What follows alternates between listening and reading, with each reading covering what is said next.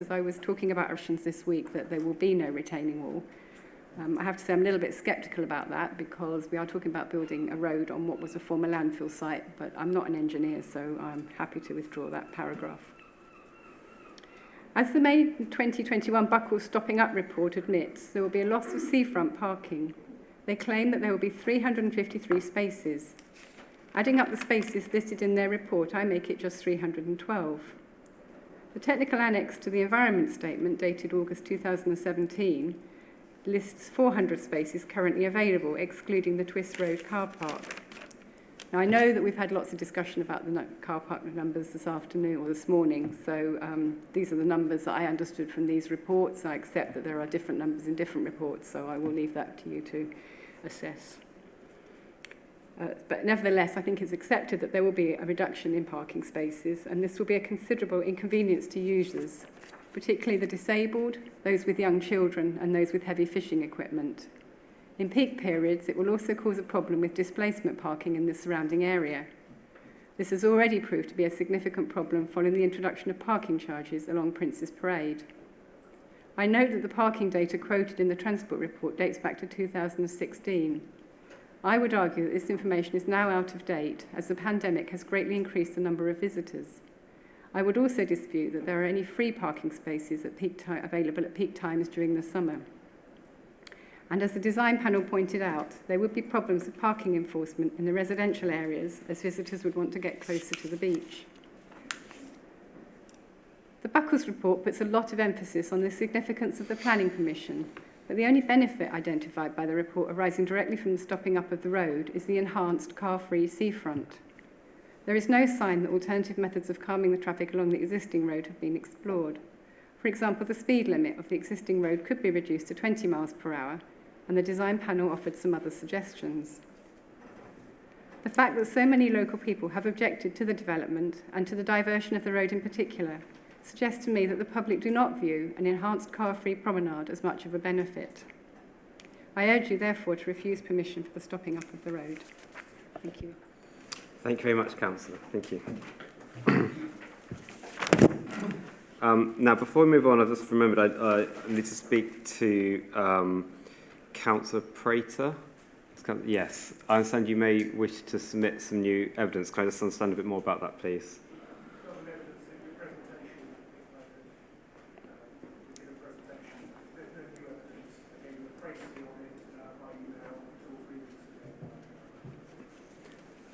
Okay, so it's sort of like a reading note to what you'll be saying. What I'll be saying, but it's a reading note And did you submit a previous statement more formally, either as an individual or as part of your ward? May 2018, Council on behalf of the speaking objected to the stopping. And does this build, which is what I thought you were, so does this build upon that statement? And is there anything that's new evidence? No. Okay, I'll just turn to Mr. Honey. Yes, thank you. You're right, so Councillor Prater has not objected to it. Sandgate Parish Council did, but their point was a very narrow one. That's set out in their email of the 23rd of May 2018. So it seems inevitable that anything that Councillor Prater would say would go beyond that in terms of being new information. And it is the line, so that you've been taking in relation to this is that people, as it were, can expand on points they'd already made. But Councillor Prater's locus, as it were, to speak is on behalf of Sandgate Parish Council, and their point was limited to the disruption to traffic. So that would be the only issue that he would be able to speak on without making new points. And it does seem to be inevitable that that would be something he would do, and I don't know what those points are going to be. My witnesses have not had an opportunity to comment on them, so we are where we are in relation to other speakers who've attempted to do the same thing before. Yes, I mean, we are in the same position here. I think so, you weren't here earlier on, but we do have to ensure we're fair to all sides and they have the opportunity to respond to what you're saying and to have known in advance what that is. The deadlines leading up to this were made clear to everybody. So I won't accept that note. You can, of course, speak, but then you must stay within the bounds of the Sandgate Parish Council objection that we have on file. Thank you. Yes, thank you. Yes, Marilyn Wheeler. Yes, Thank you. thank you. My name is Marilyn Wheeler. I'm private. Sorry. My name is Marilyn sorry, Wheeler. do you wish to be cross-examined or not? No, Okay. I will put something about that. Okay, thank you. My name is Marilyn Wheeler. I'm a private retired person.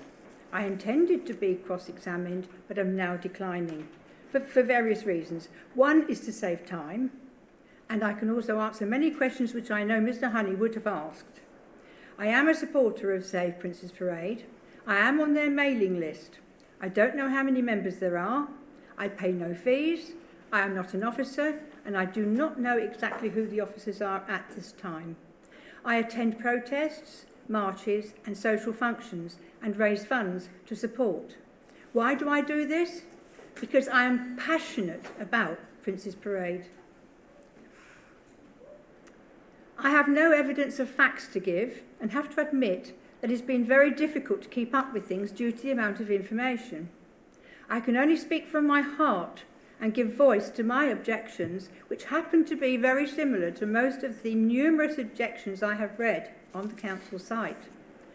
I noted that the supporters of the stopping up were mainly councillors who are in control at this time and swimming pool club attendees.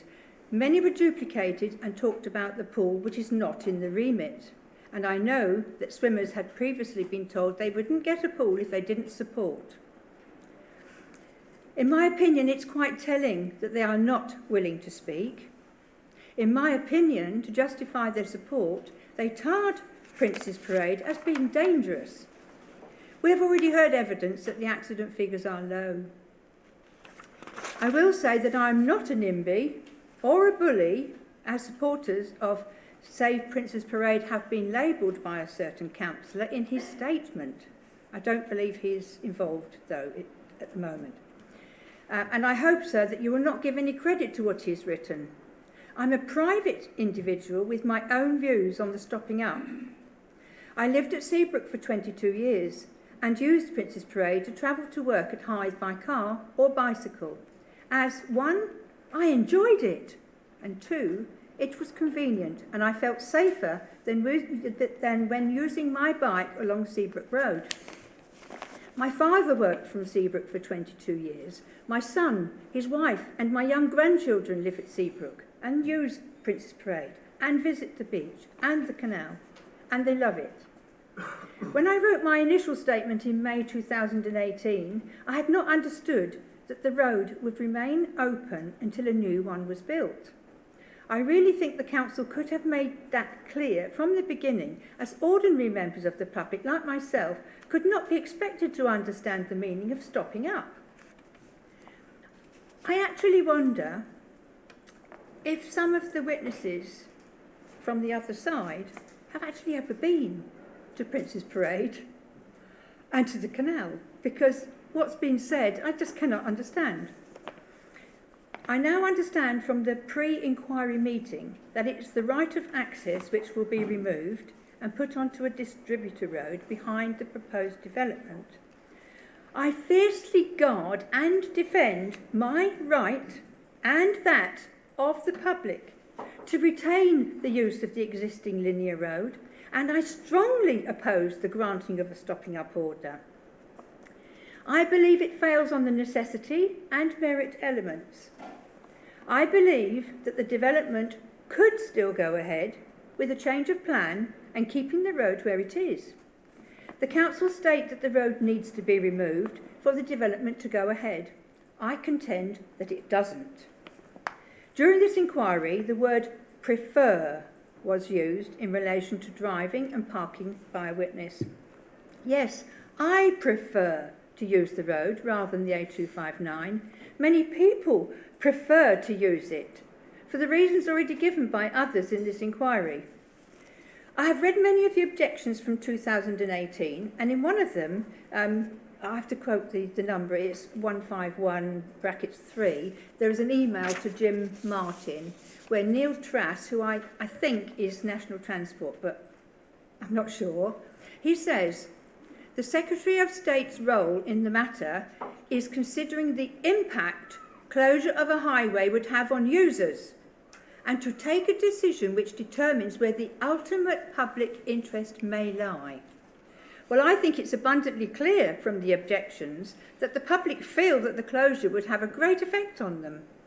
Over 4,800 people signed a petition asking for this inquiry, and back in August it was estimated that nearly 1,000 people marched in protest along the road and along the canal bank and ended in a human chain for the length of the road subject to the stopping up.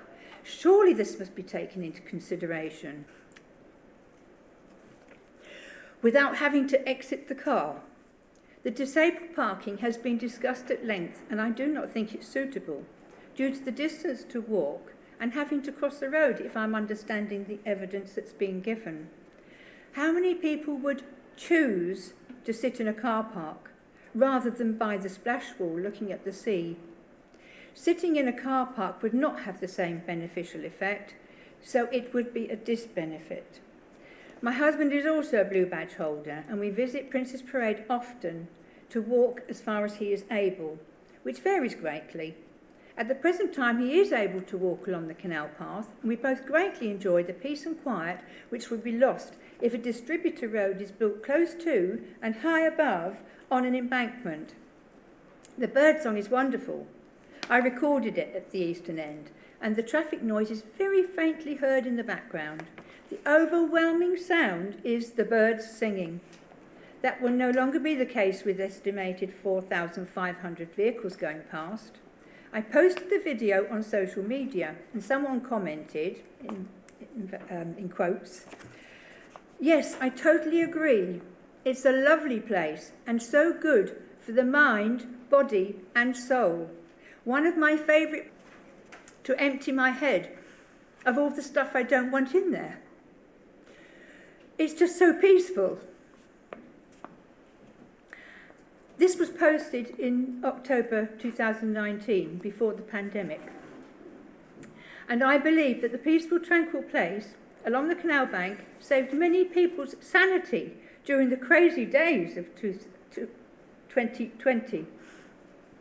It was possible to walk and stay socially distant and soak in the health benefits of open space and fresh air. Sorry, just give me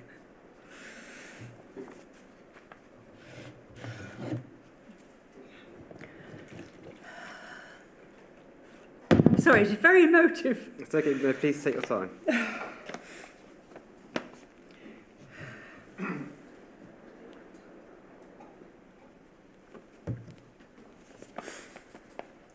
As older people, I wonder if we will live long enough for the road screening to grow enough to make the road disappear. I don't believe it will ever be invisible.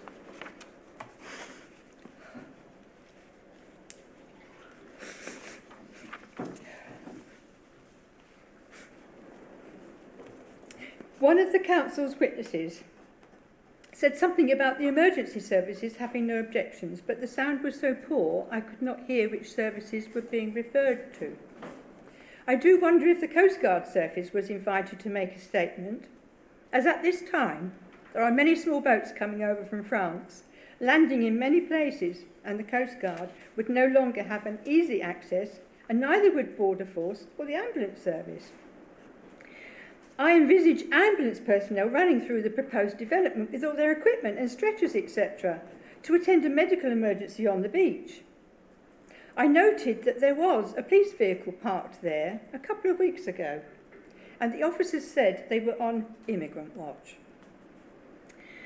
I believe Mr. Fitch said that there would be no structure to support the road. It would be on an embankment. I hope I heard that correctly, sir. You, sir, I believe, asked him how confident he was in that. But he didn't sound very confident to me in his reply.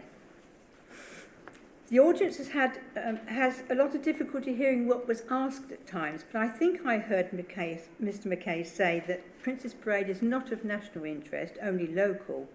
But I do not think Prince's Parade Road can be divorced from the whole setting of the Royal Military Canal, which is a scheduled ancient monument. The tram shed, although not listed, is very much a focal point on Prince's Parade, and people are very fond of it and its history. Some say, meet you at the tram shed. I'll be near the tram shed. Park near the tram shed and meet me at the bridge. It would lose all heritage meaning if moved and would become insignificant on a central plaza. It would mean nothing. Although not allowed to mention the development, there are a lot of grey areas, as has already been established. The council say, I think it was Mr Woodward, that if the order to stop up is not granted, then a new planning application will be necessary. Surely that would be the most sensible conclusion, bearing in mind all the letters of objection and the Save Princess Parade experts' opinions saying that stopping up is not necessary or desirable. Not forgetting the protests. In some evidence, it was said that people tend to park near the gaps. I had never noticed that. The wall is 2 feet high and very easy to go over. Even older people manage it. My disabled husband does. I wonder if a previous witness has even been there when he suggested it was 1 metre high.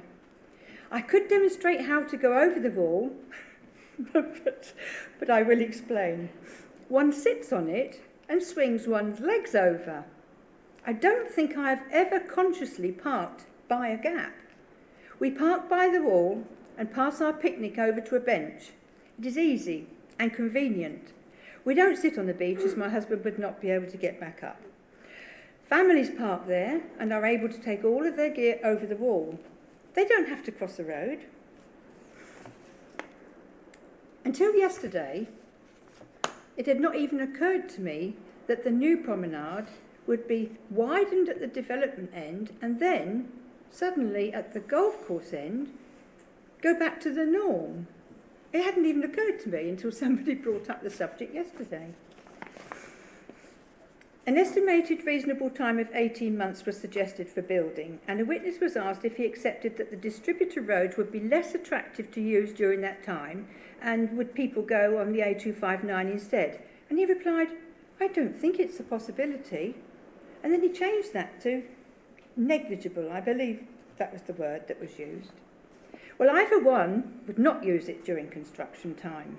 It would not be attractive or convenient, in my opinion.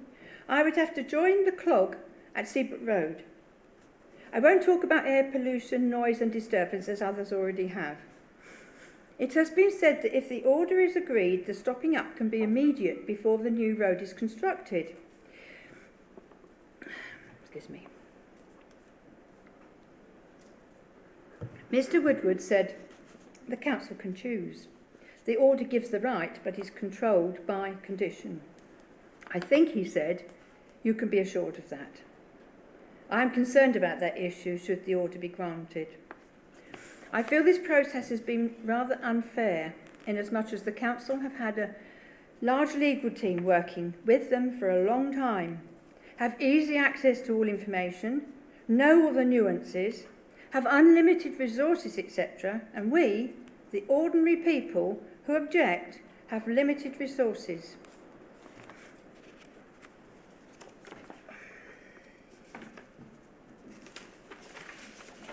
Some people on the objectors' side have only had knowledge of this subject for a short time. It's a story of David and Goliath. I'm speaking for myself and thousands of people who want to protect their right of passage. There is no silent majority as quoted by the council leader, as they are silent. But there are thousands who have spoken out. The little people are being ignored. I have to go back to my previous quote from Neil Trass. the impact closure of a highway would have on users, and where the ultimate public interest may lie. I am the public. Most of the opposers are public, the little people. Having been here for the past few days, it's become abundantly clear that the opposers have a virtual gagging order, and I believe there is a cost application, so certain people are terrified to speak out. I'm not, as you can see. The council side have gone round and round in circles, trying to discredit the opposers and tie them in knots, and this inquiry could have been done far more quickly. This is one reason why I'm not going to be cross-examined, because we could be here till Christmas. Please hear our plea to safeguard our right to use the existing road and ultimately protect our heritage, wildlife, sanity and health. Subjects which have been dealt with at length. Thank you, sir. Thank you very much. Thank you.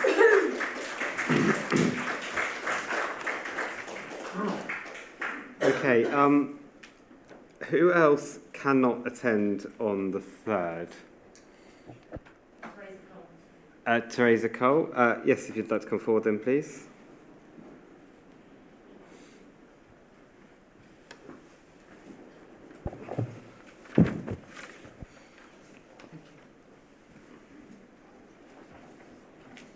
Teresa, have you got a different one to the one that you sent me? Oh yes, I've rewritten stuff as a member of the public and not the Save the Prince's Parade. I have actually crossed out a lot of this, so I was going to give you this, Inspector, and to Mr. Honey and Mr. Moyes, but I've edited a lot of it, and you can, yeah.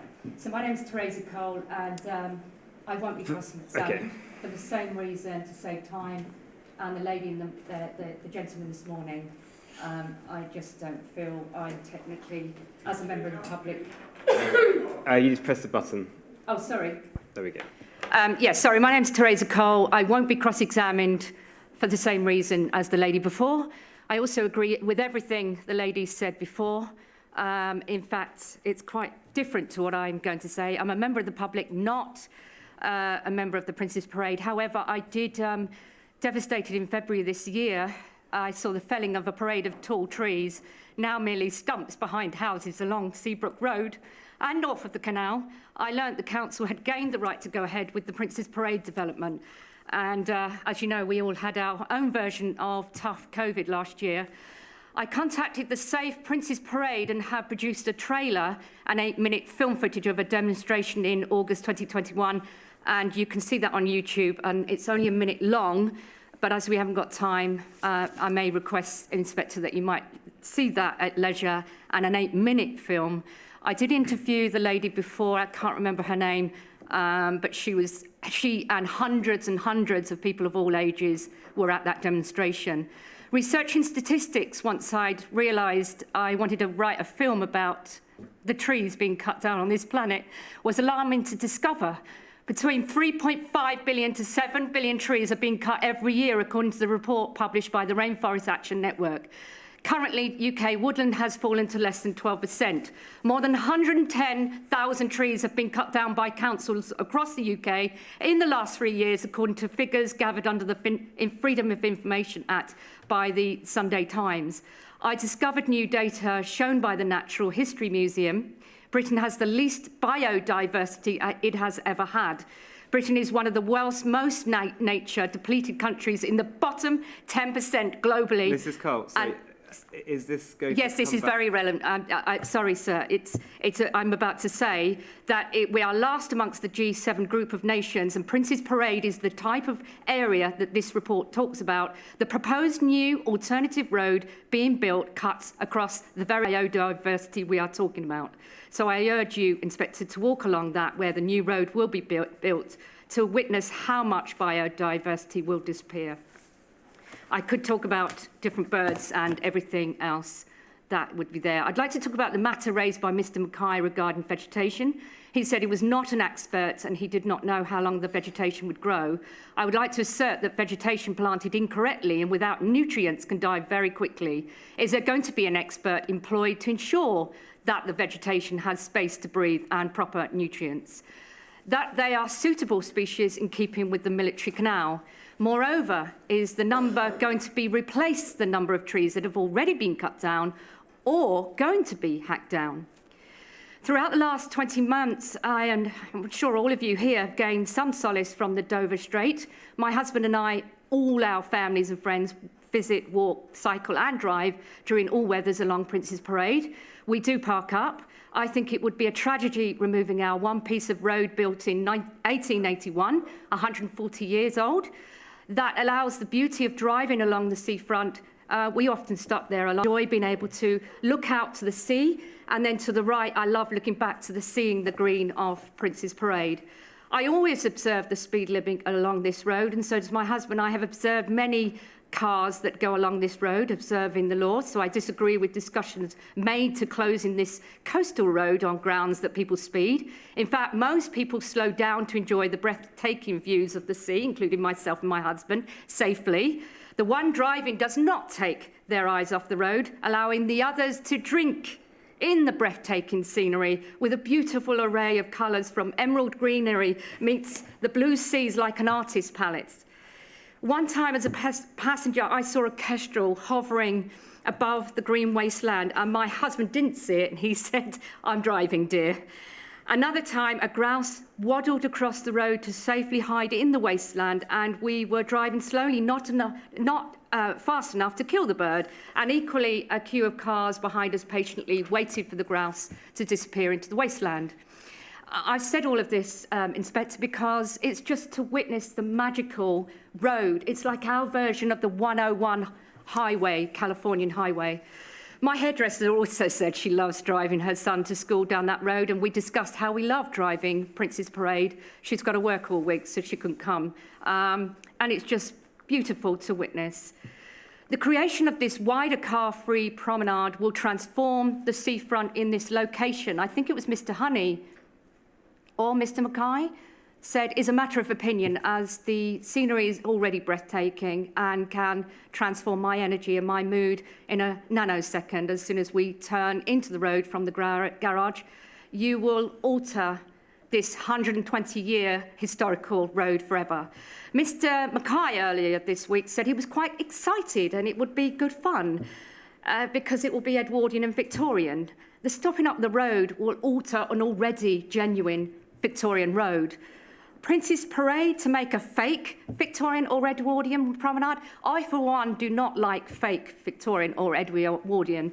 I mean, you know, the Americans tried to do that. It doesn't look the same as Victorian or Edwardian. This is an opinion and not one I, as a local, do not share.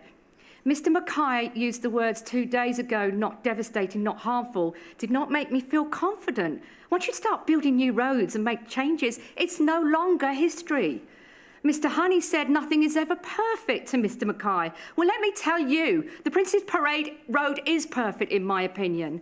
Mr. Honey talks about peace and tranquility. That is not my definition of peace and tranquility, walking in front of a set of residents' homes, cafe and restaurant. I mean, yes, it's enjoyable going into a cafe. I love going into a cafe. But greenery and trees, there's not many along the front. It mainly is cafes and restaurants all along the 4 different beaches we go to. But Prince's Parade is special and unique. And it does give me a sense of tranquility and calmness. And as you can hear, I probably need it. I disagree with the point of view expressed this week. Disabled access to the seafront will be improved overall.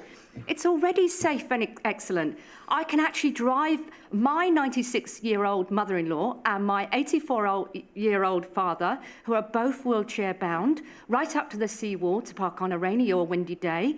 Sometimes they can use their walking sticks to go and hobble to the benches on the other side of the wall on a sunny day. They can easily get out of the car on the seawall side where there are gaps all along Prince's Parade. So the disabled already get wheelchaired up and down this promenade. I can hop over the seawall, and we can easily lift the wheelchair over the seawall in a very safe manner. We've seen plenty of local women lift their big prams over the seawall, and dealing with two parents in wheelchairs, I personally think it would be harder if the new alternative road gets approved. My husband, Peter Burns, and I use the coastal road to travel to Waitrose, Sainsbury's, doctors in Hythe, plus the dentist on the Dymchurch Road. So we deliberately avoid the heavy traffic of Seabrook Road and enjoy better views going down Prince's Parade. We also drive all our visitors and parents this way to Hythe shops and cafes, so they, as the passengers, can enjoy this breathtaking, more scenic route. So we will not be using the road, because tables and speed bumps ruin your car. We know that from having lived in London, and it also reduces traffic to a snail's pace. Supporters of property developers are suggesting that in order to calm traffic, you need to build an entire development. There are so many ways to calm traffic, but building a development, I mean, that's absurd. Also, the road has been poorly maintained by the council in the last couple of years, as potholes are now appearing. So I'm not sure why they are worried if they didn't maintain the road. Why did they not put in speed cameras or a zebra crossing if they were worried about accidents? 4 accidents outside the Imperial Hotel. I'm not an expert, sir, but I gather that a lot of accidents happen after alcohol related. So you've got a golf club there and a hotel. So I don't know anything about the 8 accidents, but according to Brake and Department of the Government's own figures, someone is killed or seriously injured every 20 minutes in the UK.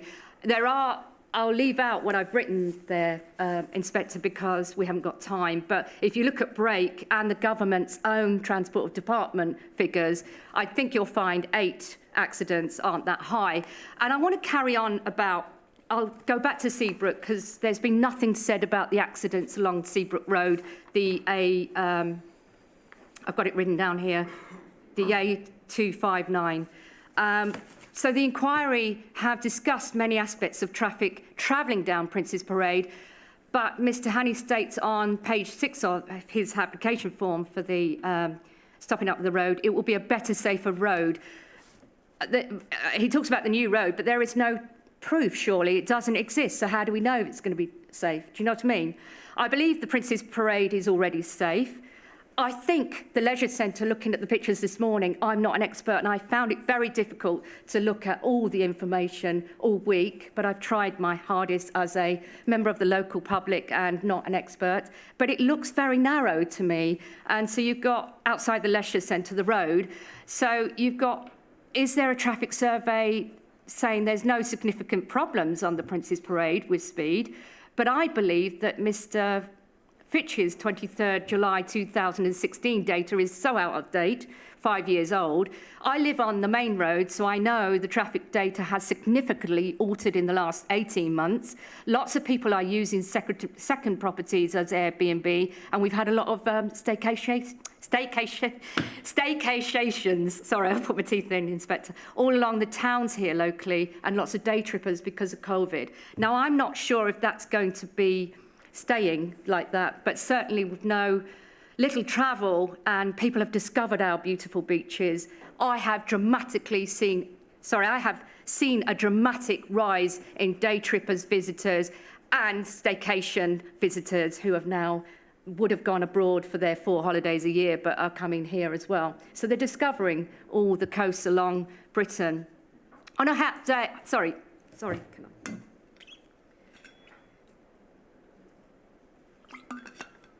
Sorry.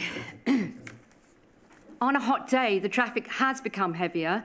I've spoken to people from Ashford, South London and Dartford who were asking me for directions. It's speculation, hearsay, and again, it's only an opinion, Inspector, but I believe this trend is here to stay, so I think the data needs to be updated by Mr Fitch. In particular, there is a need to pass each other on Prince's Parade. It is a straight road, you can see it. So drivers get a lot of warnings about oncoming traffic. Drivers like us, use this road, not just because it's pleasant, but because it avoids having to drive past residents of Seabrook Road, the A259. It also avoids some of the dangerous areas such as the stretch of road leading up to Horn Road that is narrow and the Seabrook Primary School. The turning next to Fountain Pub does have a bend that's very difficult and very awkward. I've tried to I bike safely down because we're also cyclists in the summer. We've had to not be able to cycle along the parade, and we've actually used Prince's Parade's road, and I can use that safely, but I'm not as confident as my husband to use a main road with buses. So I know personally, as a cyclist, that Prince's Parade is safer than Seabrook Road. Sorry, can I just have some more water? If the calming of the measures of the new road are successful, it may deter people like us from using the road because it's another residential area without a good view. No one seems to have studied the possible impact, or have they, of any increased traffic down Seabrook Road, A259, and the usage of locals at the swimming pool and leisure centre on the alternative road. There are doglegs in traffic just outside the Bell Pub towards the other end of Seabrook Road. So there's a blind bend going right on to Seabrook Road. Clearly the council see there is a problem because they've installed cameras there, but they haven't down Prince's Parade. So why is that? Why have they got cameras there in Seabrook Road, but not the Prince's Parade if they're so worried? The very dangerous part of the road, in my view, is from the junction of Cliff Road right down to Seabrook Primary School. The residents of Seabrook Road all have off-street parking. So of all this parking, I would remind everyone that this is also the main bus route from Folkestone to Hythe and Canterbury, as well as Dymchurch. It is already very tight for a bus and a car to pass each other, on particular this part of Seabrook Road. I would argue that this is many times more dangerous than the situation on Prince's Parade, where the largest vehicle would be no greater than a van. So no lorry or buses go down this road. So my question is, has any study been done for the impact on Seabrook Road? How many accidents have happened in Seabrook Road during the last 5 years in comparison to Prince's Parade? Has any assessment been done on the impact on Seabrook Primary School? If the stopping up of Prince's Parade goes ahead and the alternative road is not yet built, will there be time for only access? So will there be a time for the only access is just Seabrook Road? Is that going to be 18 months, 2 years, 3 years? Because in my experience, a big development like that takes a couple of years. What is the timescale of the new building of the new road? Have you thought about the fact that for a duration of time during the building works and the building of the road, all locals, all visitors and staycation tourists, plus any emergency vehicle, plus buses, plus CAMs, all the emergency services, plus delivery lorries, all using just one access road, a narrow road, a more dangerous road? Has the head teacher of Seabrook Primary School been asked about the impact of the increased traffic in front of their school?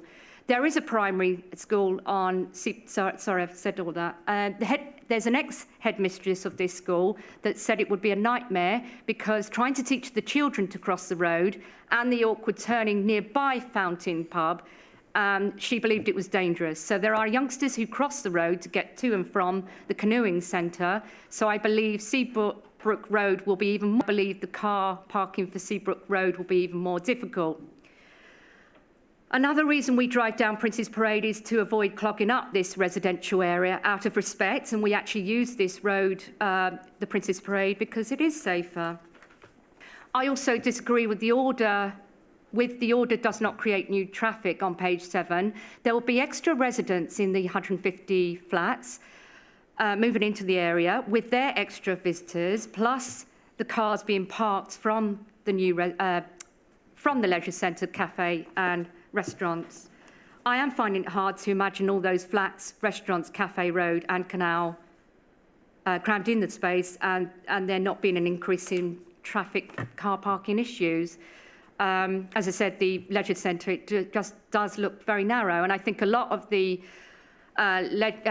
West Hythe children and families are going to have to come from Dymchurch all the way down Seabrook, and they won't want to go down bumps and tables as well. They won't want to be stuck in traffic outside a leisure centre. They, you know, some people do want a swimming pool, but I don't think they want to be stuck in traffic. I do object to every single penny being spent if this is a public road. This is my money, after all, as a member of the public, taxpayers' money, for any alternative road to be built, if it's to be spent by the council, on a private housing development that simply has one leisure centre, which could have been built elsewhere, by the way. I have met a councillor this week who said I could go on the Freedom of Information Act, but I've never, Inspector, been able to see accounts or breakdown of everything. I saw a couple of figures, emotive stuff in my email. I'm not going to read that out, but I do think there's something very fishy about the fact that many, many locals here did not want the Prince's Parade Road to be closed or half closed or whatever you call it, the stopping up of that road. I have no evidence as a member of the public around how being spent, but all I can quote, Sir Inspector, the trees have been cut down that were there for decades and decades, possibly centuries, who knows. They were beautiful trees. It's irreversible, they're now cut down, but it's an opportunity here not to allow this stopping up of the road and to honour the locals who voted in the council, who serve us, the locals, and are, you know, there for us. They should be serving for us. And I want to quote, really, because I am a creative. I would like you to see my YouTube. It is only a minute, but I know. Evidence, I'm afraid Yeah, okay. So the final thing from Joni Mitchell, and I gather this is it's a 60s song. Don't it always seem to go that you don't know what you've got till it's gone? They paved paradise, put up a parking lot. They took all the trees, put them in a tree museum. Thank you. Thank you very much. Thank you. Thank you. And I hope, Inspector, you make the right decision here. Thank you, sir. Thank you. Yes, sorry, I can't remember which, but there was a councillor who needs to speak today as well. Yes, you'd like to come up?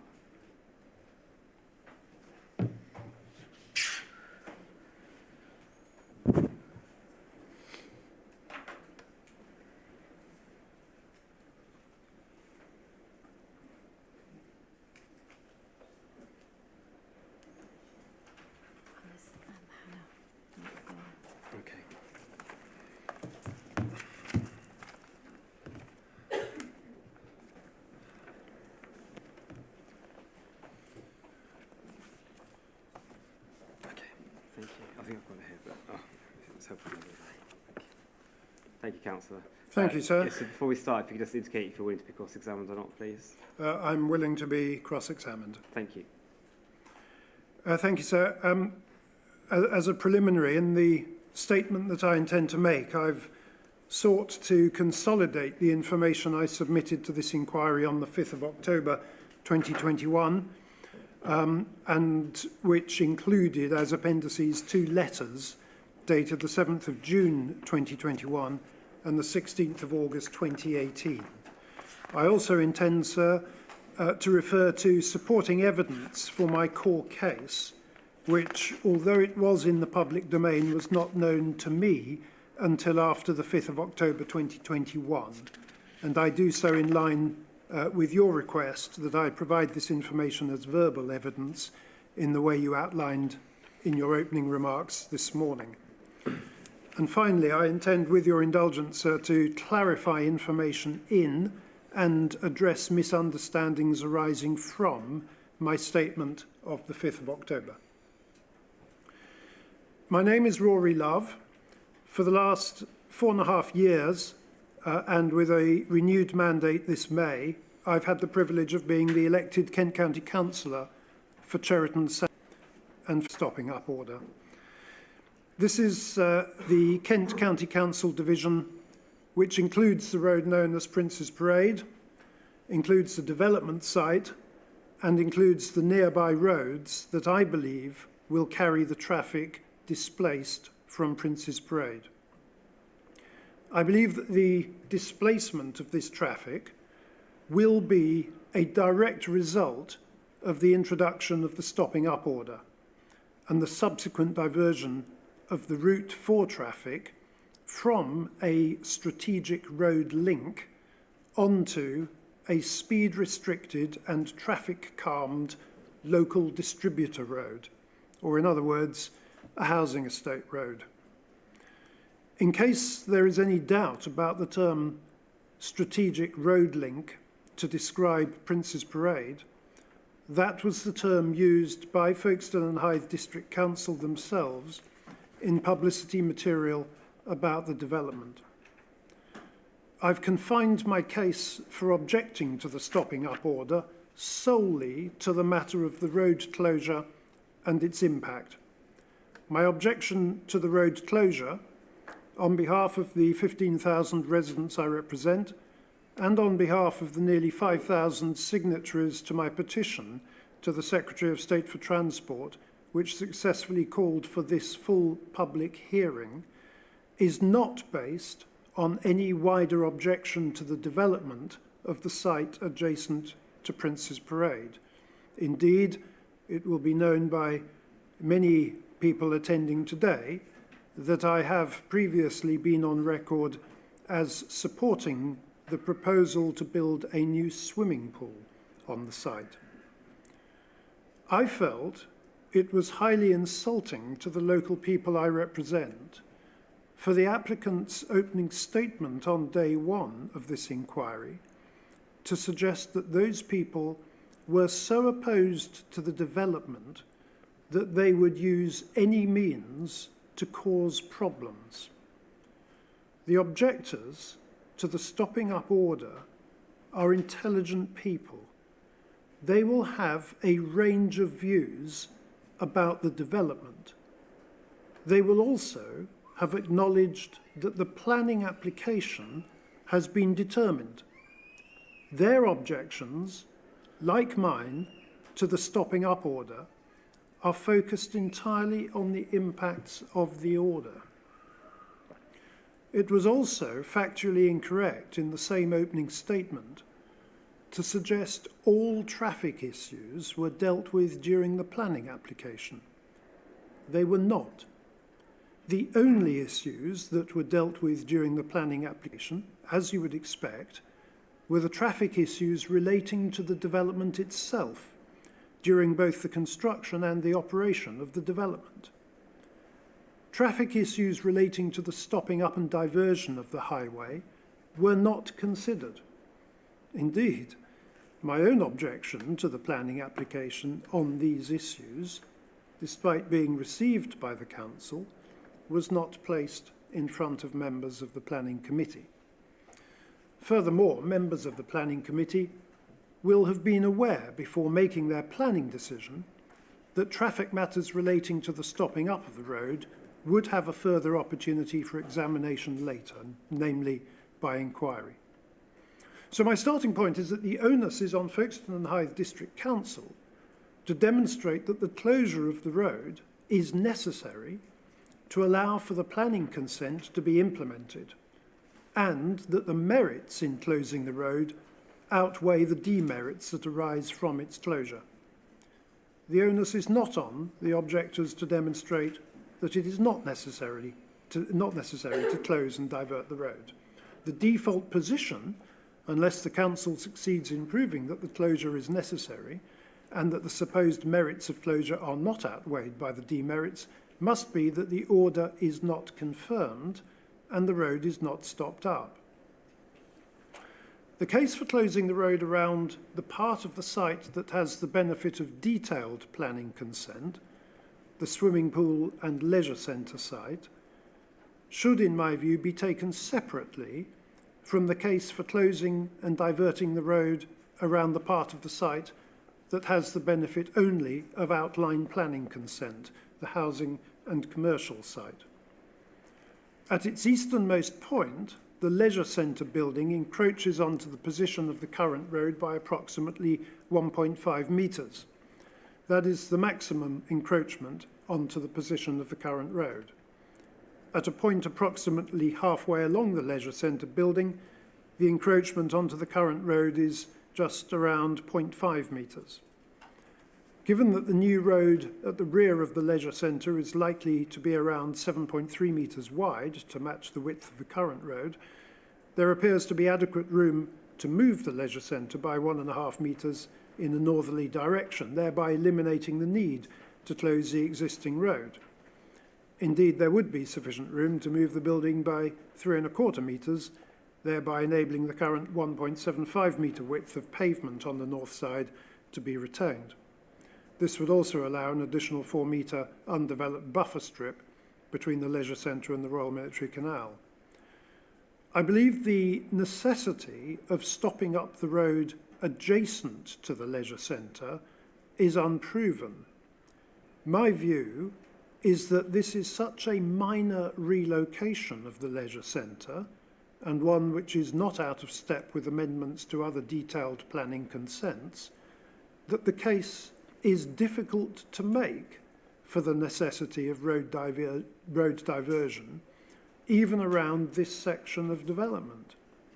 I do, however, concede that a strict adherence to the current plans, without any minor amendment, if it is capable of being built out, would have the development encroach upon the current road if it is capable of being built. Irrespective of whether the relocation of the road around the leisure centre is necessary, I believe it is impossible to argue the case for the relocation of the road around an outline planning consent for the development in the central and western part of the site.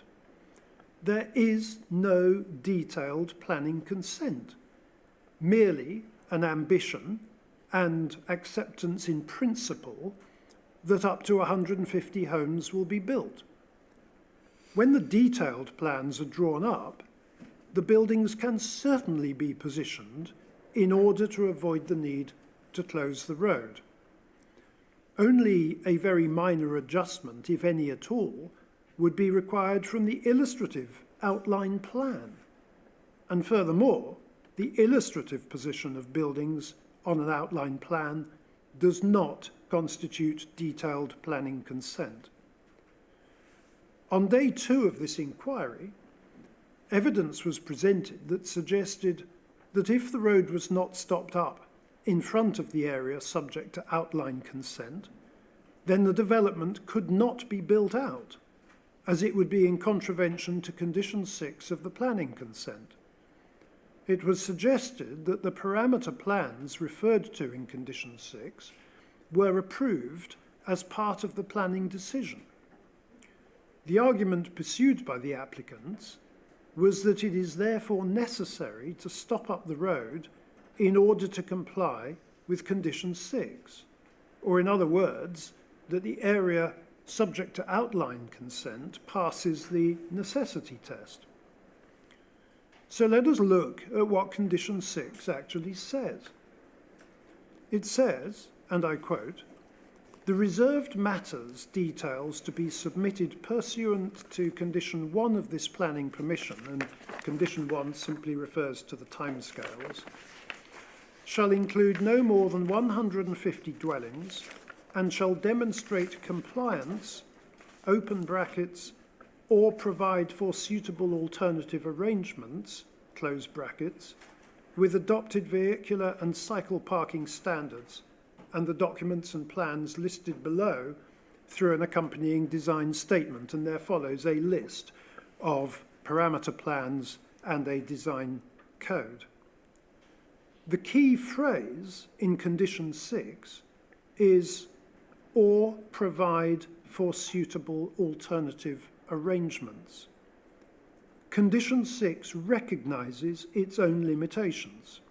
Condition 6 recognises that it is not necessary for the reserved matters application to be in strict accordance with the parameter plans. Suitable alternative arrangements may be provided. The applicants used a similar argument with condition 42, which relates to the construction of the splash wall. It was suggested that failure to stop up the road would prevent the splash wall from being constructed, and would therefore be an impediment to building out the development in accordance with the approved planning conditions. But once again, condition 42 simply requires that, and I quote, prior to the first use or occupation of any of the buildings hereby permitted within any relevant phase or subphase, details of the relevant section of the 1 metre high splash wall to be constructed in that phase or subphase, together with information to demonstrate that the section of wall is sufficient to prevent water reaching the constructed development in a flood event, shall be submitted to and approved by the local planning authority. Again, the key phrase here is that details of the splash wall shall be submitted to and approved by the local planning authority. There is no requirement for the splash wall to be built or positioned exactly as detailed on any drawings submitted as part of an outline planning application. According to the England and Wales Planning Portal, which is a joint venture between the Department for Levelling Up Housing and Communities and the private sector partner, applications for outline planning permission seek to establish whether the scale and nature of a proposed development would be acceptable to the local planning authority before a fully detailed proposal is put forward. It goes on to say reserved matters can include appearance, means of access, which covers accessibility for all routes to and within the site, as well as the way they link up to other roads and pathways outside the site, landscaping, which includes the improvement or protection of the amenities of the site and the area and the surrounding area, and this, it says, could include planting trees or hedges as a screen, and I might add, could also include hard landscaping, such as splash walls. The case presented for the stopping up of the highway adjacent to the area of the development, subject only to outline planning consent, has been misleading. Far too great a weight has been attached to a planning consent that is merely outline, and to planning conditions which themselves include a description of how to vary the arrangements. If I correctly understood his points, this important conclusion was supported by Mr. Brian Morgan in his evidence given this morning. If the applicant wanted to stop up this section of the road, then they should have applied for full planning consent for the development of this section of the road. There is no necessity for the movement of the road adjacent to the section of development site that benefits only from outline planning consent. And if the stopping up of the road in this section of development site fails the necessity test, then the default must be that the order should not be confirmed for this section of the road. Finally, I wish to turn to the impact of the diversion of the road, and in particular the impact it will have on the behaviour of drivers of the vehicles that undertake, on average, around 4,500 vehicle movements per day on Prince's Parade. We have heard this traffic flow figure challenged throughout this inquiry, and yet these figures are provided on behalf of the applicants in the Technical Annex 8 on transport, available to this inquiry as core document 018. I understand from Kent County Council Highways team that vehicle displacement following the introduction of traffic calming measures is not an exact science. This view is also to be found in the Department for Transport's Local Transport Note 107, LTN 107, on traffic calming, published in March 2007, which says of vehicle flows when round or flat-topped humps are introduced, changes in vehicle flows are very difficult to predict because traffic flow patterns continually change.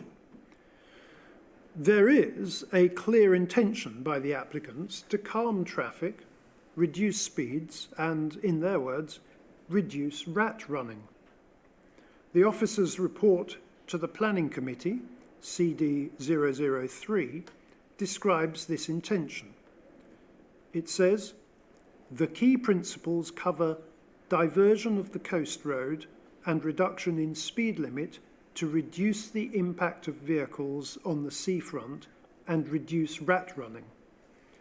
The same document goes on to say at paragraph 8.157, the speed limit will be reduced from 40 to 30 miles an hour, and the road would be traffic calmed to further reduce vehicle speeds, with raised tables at new pedestrian crossing points. Now, these ambitions are in line with the publicity material published by the applicants in November 2016, which said one of the key objectives behind the project was to develop Princes Parade was to keep Princes Parade as a strategic road link, but change its character by designing for vehicle speeds of 20 miles an hour. Part of the designing for vehicle speeds of 20 miles an hour is the introduction of the raised tables and priority give way features. Although now quite old, LTN 107 remains the most up-to-date government guidance note on traffic calming. Notwithstanding the difficulty of prediction, it illustrates the observed changes in traffic flows following the introduction of traffic calming measures. Results from 48 sites showed average reductions of 18% in traffic, with reduction rates hitting 59% after round or flat-topped humps were introduced. With priority give-way chicanes, an average reduction of 15% in traffic flow was observed, with a peak reduction reaching 55%. It's worth noting that in many cases, the traffic calming measures were introduced owing to a new housing development which generated additional traffic flows, hence the average reductions being significantly lower than the peak reductions that were observed.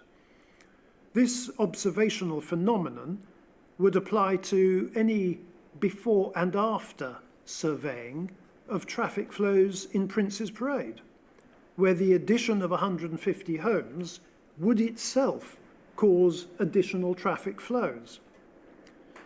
It is likely that the higher traffic flow reduction figures observed in LTN 107 would provide a more accurate assessment of the impact on traffic using Princes Parade, setting aside any impact of the new homes or leisure facilities. In other words, comparing like with like on the traffic that currently uses Princes Parade and ignoring any factors from new commercial or residential development, it is likely that the reduction, I would contend, the reduction is going to be nearer the top of the scale that's been observed and reported in LTN 107. And yet, despite the clear intentions to reduce traffic flow and the observed impacts on traffic flows of the measures that will be introduced, the applicants now insist that no traffic will be displaced from Princes Parade.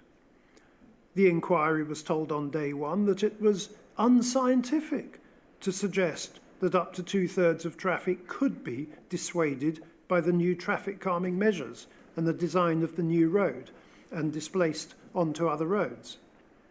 However, if traffic humps alone can displace up to 59% of traffic, it does not seem unreasonable to suggest the impact of a combination of two priority give-way features, up to 4 raised pedestrian crossing platforms, 6 new bends, and a reduced speed limit, could be as many as 2/3 of the motorists will be dissuaded from using the road.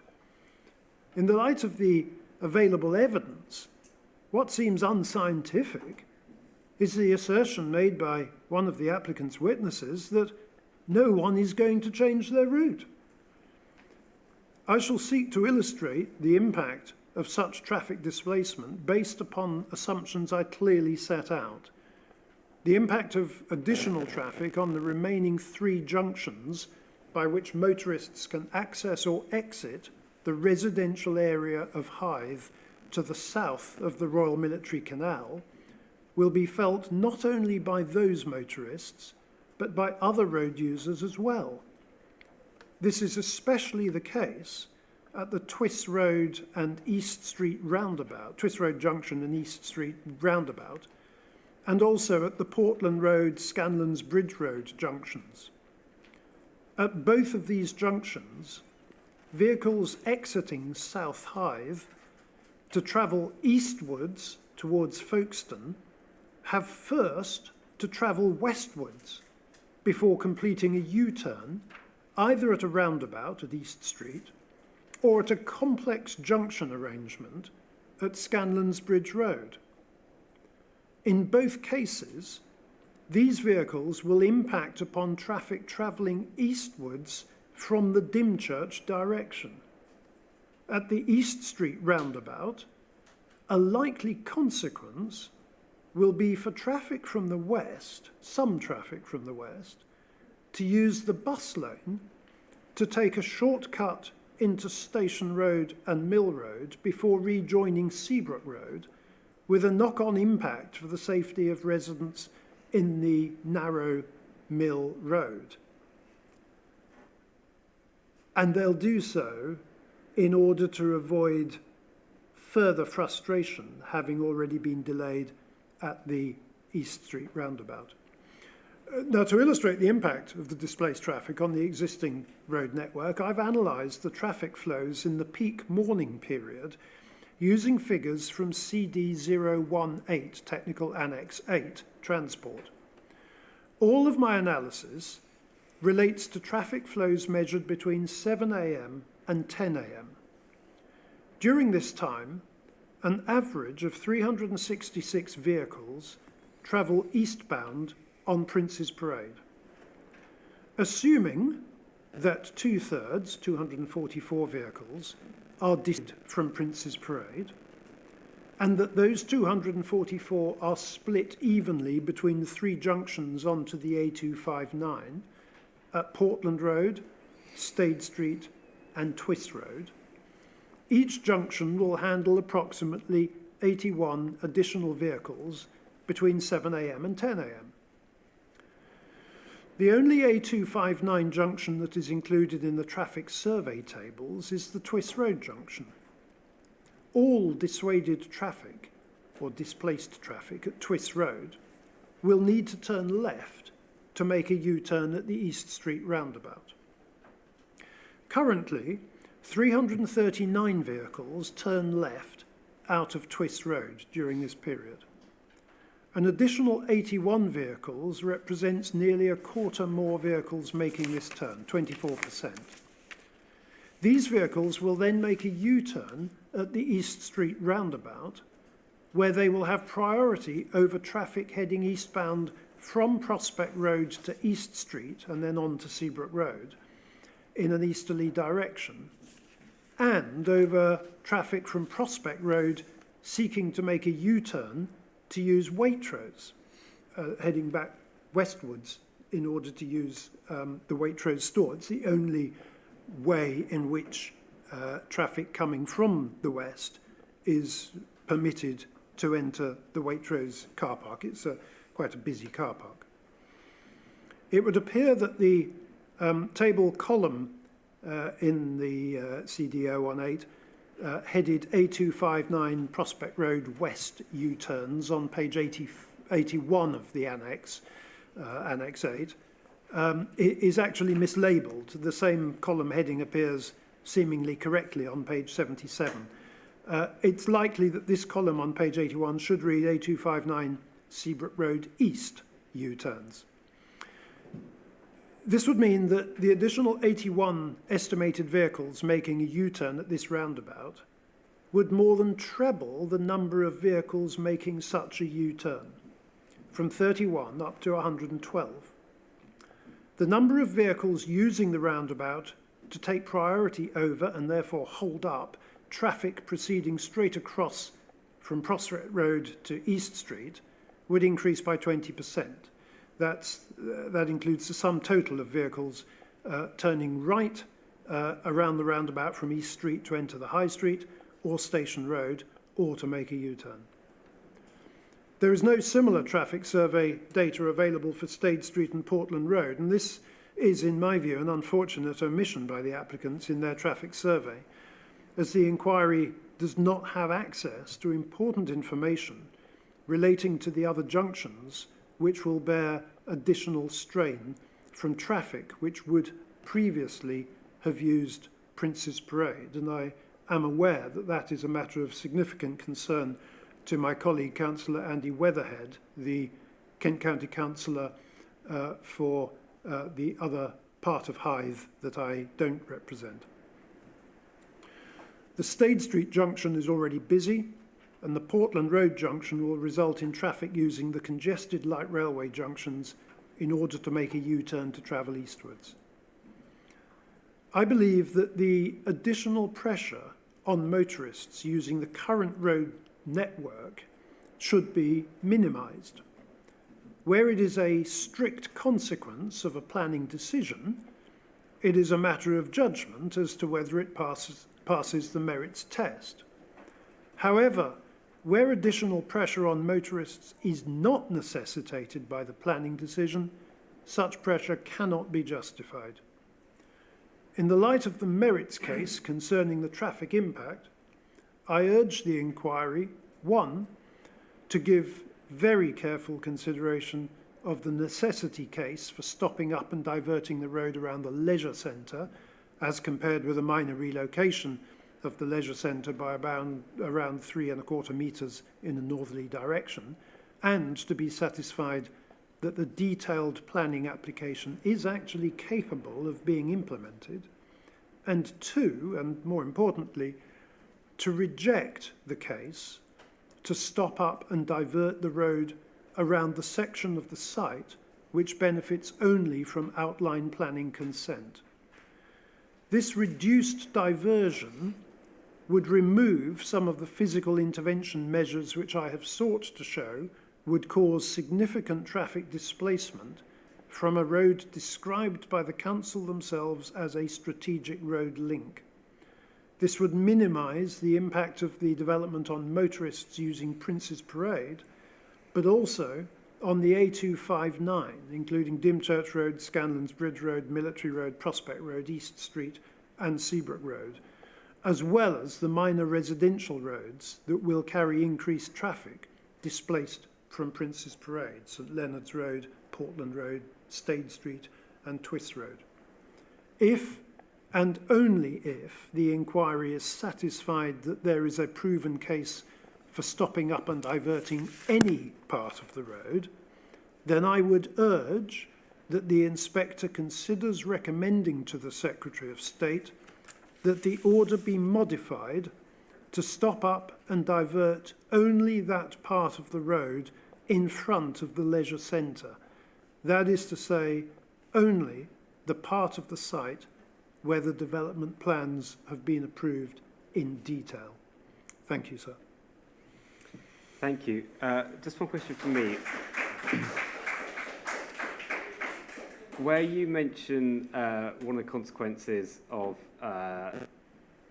in your scenario, where people were not using the new road and were displaced, you then went on to talk about how they would have to do U-turns and other complicated manoeuvres. In your opinion, the fact that that is a consequence of not using the new road, how would that influence the likelihood of people not being dissuaded from using the new road and therefore the displacement not happening, if you understand what I mean? If the result of not using it is to then do complicated manoeuvres. I do indeed understand your question, and if the science around traffic displacement from imposing road humps is not an exact science, and I think the science around the dynamic equilibrium, which would ultimately ensue when motorists make the choice, try the different means of driving from South Hythe to Folkestone, and make their choice about which on any particular occasion is more or less convenient for them. I think that science is even less exact. And I think ultimately, I'm sure there would be some kind of equilibrium established, and that may vary from time to time. Probably, I don't claim, I don't profess to be a traffic expert, but I do understand how ordinary people drive their cars. And I know that if I find that a particular route has caused me problems on 2 or 3 successive occasions, I might try another one. And if that other one causes more problems, I'll go back to the first. And I think it's a dynamic equilibrium, sir. Okay, thank you. Yes, I'll turn over to Mr. Honey. So, procedural position first. This morning, when Councillor Love asked to refer to LTN 107, so you said that you were inclined not to allow it in the interests of fairness because that would start a process which is fair, which needs to be fair to both sides. Now, of course, Councillor Love has done that. He's just read out those parts without putting them in. So, sir, in line with your earlier ruling, in order to maintain fairness, I will need the opportunity to ask Mr. Fitch to put in a note to respond to the evidence of Councillor Love. And I would ask for confirmation from you that we can do that. Yes. Thank you very much. In terms of timing, sir, end of next week, would that be acceptable? Yes. Thank you, sir.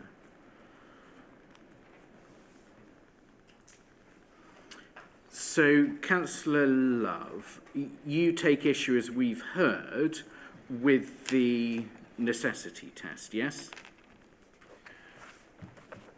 I certainly take issue with the necessity test for the part of the site subject only to outline planning consent.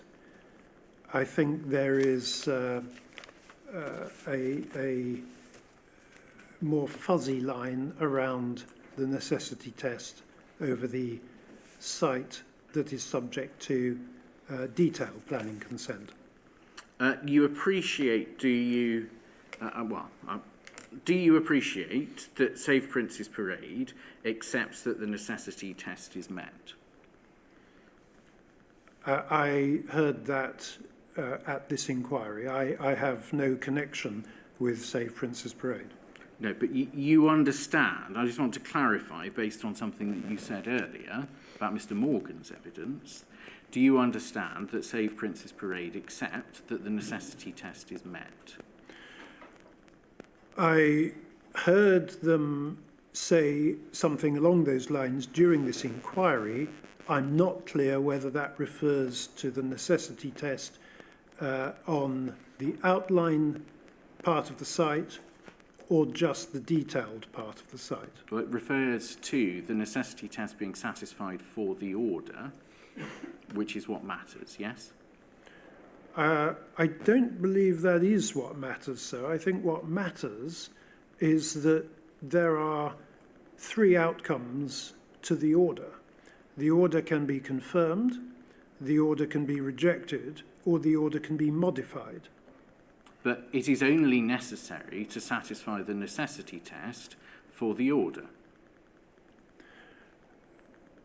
If the order as it applies to the part of the site for which only outline planning consent is approved, I see no reason for confirming the order for that part of the site, if indeed it is not shown as being necessary to close the road, to stop up the road in front of that part of the site. Yes, Save Princess Parade, except the necessity test is met in relation to all the order.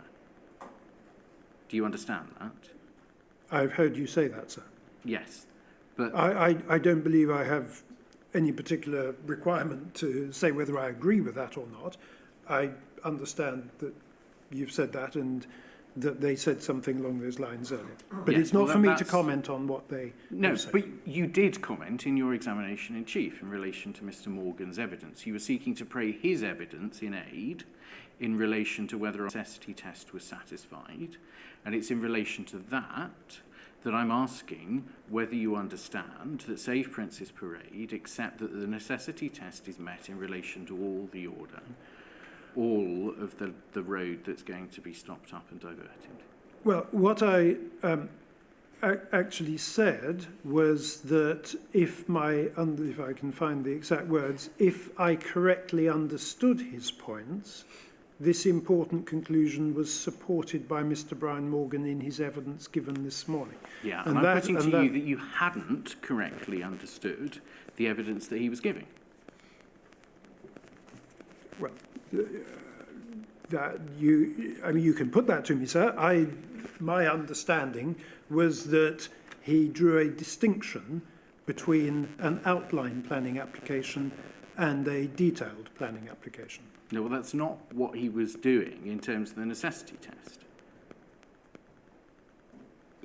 My understanding was that he drew such a distinction. His purpose for drawing that distinction is not something I wish to comment on, but my understanding was that he did draw a distinction. But not in relation to the necessity test. That's not for me to comment on.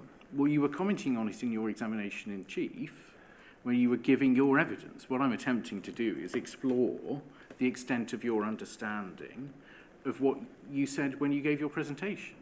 My understanding is that the point that I've made that an outline planning consent doesn't carry the weight that's been attributed to it by the applicants during this inquiry. An outline planning consent, the parameter plans that were included in the outline planning consent carry little weight at all other than to illustrate the intended numbers and scale of the development. No more than that. They haven't been approved. But nothing that Mr. Morgan was saying was relevant to the necessity test because his case is that the necessity test is not met and therefore it's not something that he would be giving evidence about. Well, sorry. Yes. So, yes. Mr. Morgan would not have been giving evidence that went to the proposition that the necessity test was not met because that would be contrary to his client's case. and I haven't suggested that Mr. Morgan said that the necessity test is not met. What I've said is that he drew the important distinction between an outline planning consent and a detailed planning consent. And you're and I believe that's what I heard this morning, unless I'm going to be told that that is not the case, the matter is on record. And if that is the case, and if that's as I understood it, that is the same point that I'm making, that there is a difference between a detailed planning consent and an outline planning consent. Yes. Well, nothing that Mr. Morgan said was relevant in that respect to the necessity test, because that's no part of his client's case. But is your understanding that you can't stop up and divert a highway only for an outline planning permission? My understanding is that an outline planning permission does not indicate a detailed approval for such matters as the position of any part of the development, the there's a whole range of issues around the landscaping, the means of access, and so on. All of those are reserved matters which will need to come back for a full detailed planning consent, a reserved matters consent. Yeah, my question was to you, are you saying that you can't stop up and divert a highway for an outline planning permission? I don't believe that an outline planning permission provides sufficient weight to enable to satisfy the necessity test for the stopping up of this highway. And that is based, is it, on the opinion that you gave just a moment ago, that the parameter plans carry little weight at all? They carry less weight than has been suggested during this inquiry, in my view.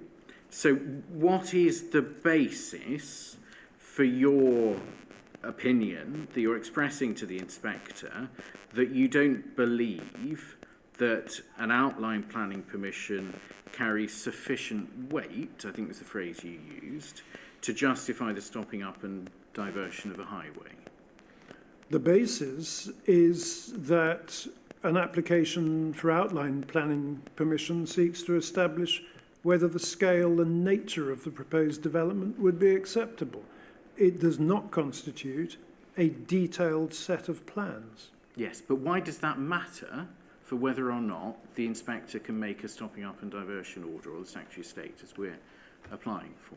Because if there is no detailed set of plans that requires any part of the development to be placed in a particular position, such as the middle of the existing highway, then it is not necessary to stop up the road unless and until there's a set of detailed plans where the applicant would be unable to move the buildings. We don't know at this stage whether the reserved matters application will be approved or not. We have no idea.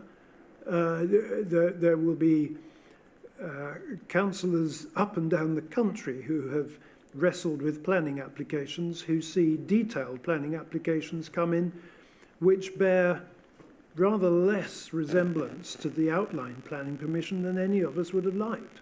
So you're saying that it's not possible for a stopping up and diversion order to be made in relation to an outline planning permission until after reserve matters approval. Is that what you're saying? I'm saying that I don't believe it should be possible for such an order to be made, but until there is a clear necessity, and that would be following the approval of a detailed planning application or a reserved matters application. And what are you offering the inspector as the legal basis for that view? I'm offering that is a view that I hold. My view there are experts greater than me, than me, who will tell me whether there is a legal basis.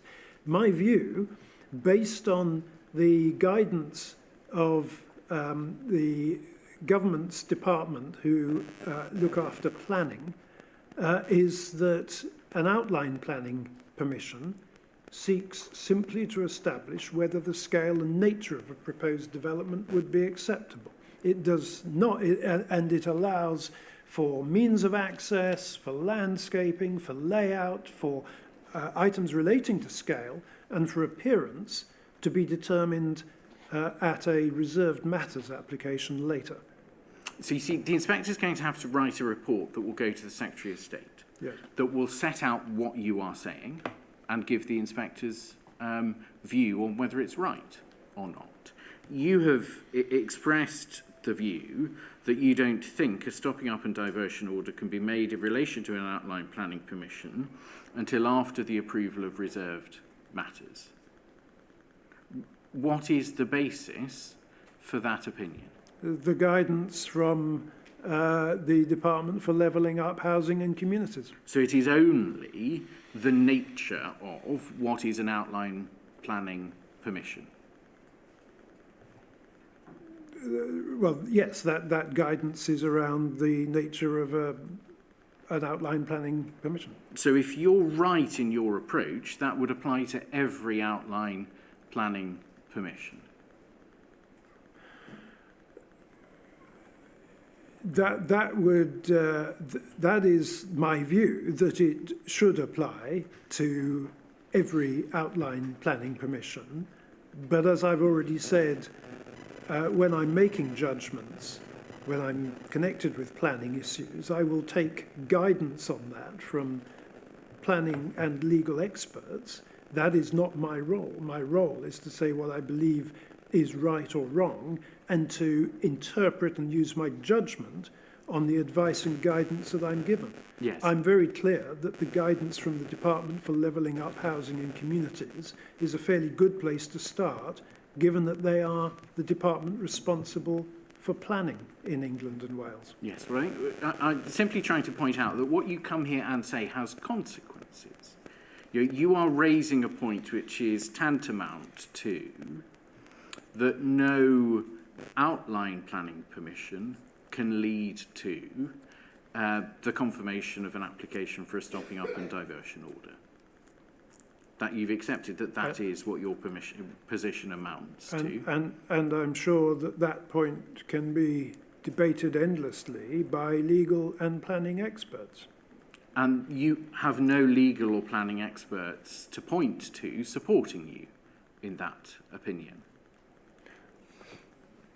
I come back to taking my view on outline planning permission from training that I've received on planning applications over the years in my time as a district councillor before I was a county councillor, and on the guidance that's given by the Department of Government responsible for planning in England and Wales. And the body that is opposed to this order, that does have planning and legal expertise available to it, i.e. Save Princess Parade, is not making this point, is it?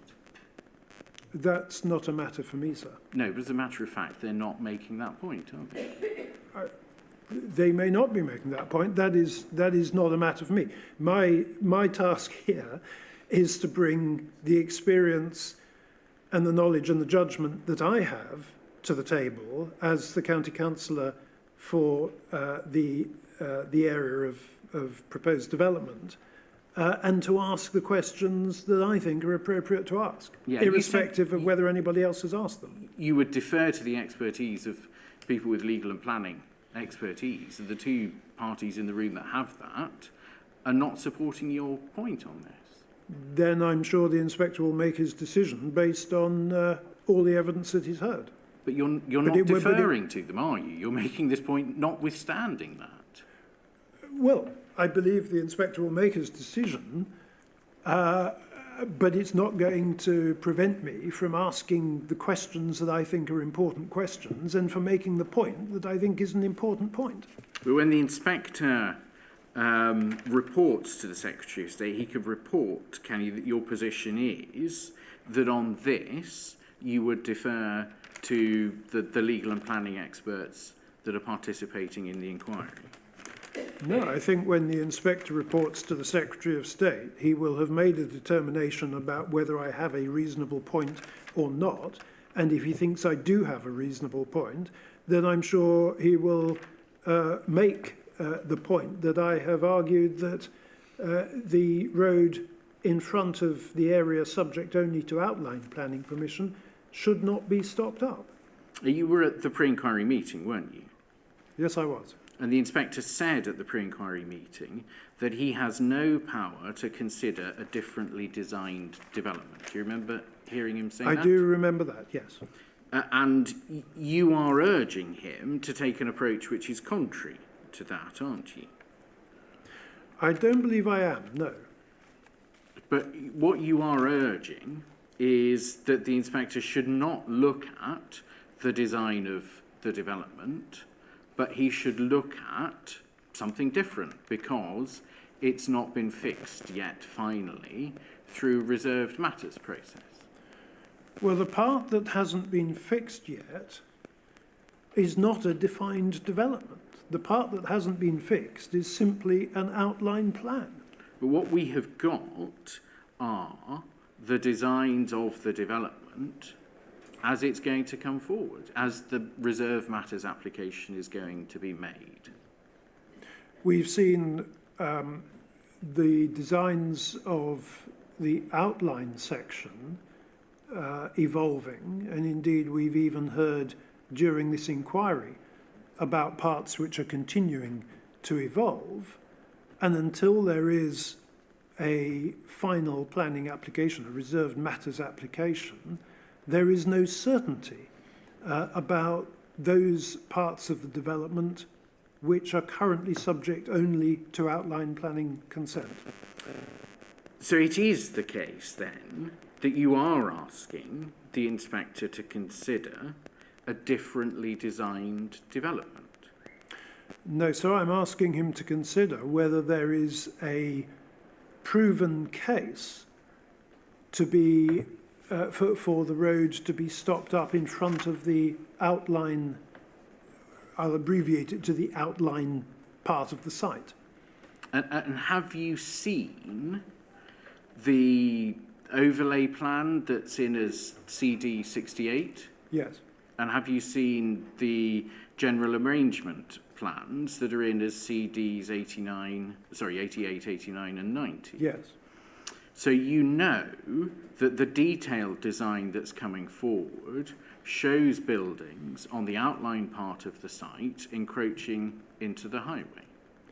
I've seen those plans, but those plans currently don't have any legal status. They are outline plans. They illustrate an intention or an ambition. They haven't yet been approved. No, but that wasn't my question. The detailed design drawings that are before the inquiry show buildings encroaching into the highway, yes? The detailed design, sorry? Yes, the detailed design drawings, which are before the inquiry, show buildings encroaching into the highway on the outline part of the site. Well, they are drawings that illustrate current thinking on the outline planning application. They haven't been approved. No. And I'm not asking you that question. You've seen those plans, and they are the detailed plans of the development that is coming forward, and they show buildings encroaching into the highway, don't they? I think I'm struggling over the word detailed because I think it's then a very easy move to confuse detailed plans with a detailed planning consent. I have seen the drawings that you've described. They illustrate the intention as it currently stands, and under the intention as it currently stands, it appears that there are parts of the building that encroach on the highway, but those are not detailed approved plans. Yeah, I used the word detailed, I didn't use the word approved. So where the inspector has said that he has no power to consider a differently designed development, you are asking him to consider a differently designed development, aren't you? I don't believe I am. I'm simply asking him to consider whether there is any weight attached to those current drawings. Those current drawings are, in effect, little more than sketches showing an ambition. They do not constitute a fully designed development. They could change between now and the time that the reserved matters are applied for, and they could be rejected when they are applied for, even if they make it all the way through to the reserved matters application. I don't believe that I'm asking him to consider a different design compared with what is currently fixed. That and the outline plans are not currently fixed. You were asking him to consider a different design from that which the applicant proposes to construct.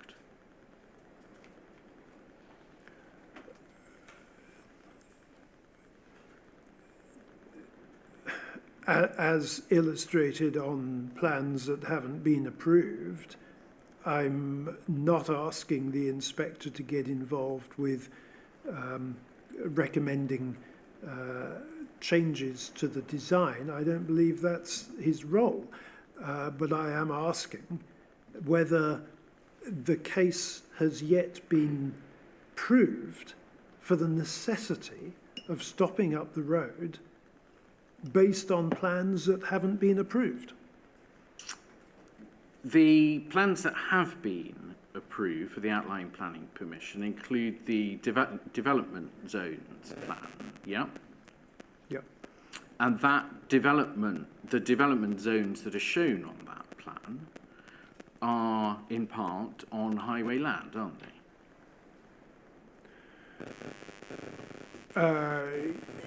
I'd need to check, depending on where the questioning is going. I may need to bring that. We don't need to particular worry plan. about where questions are going. Right. Just answer the question that's being asked, rather than questions you think I might be.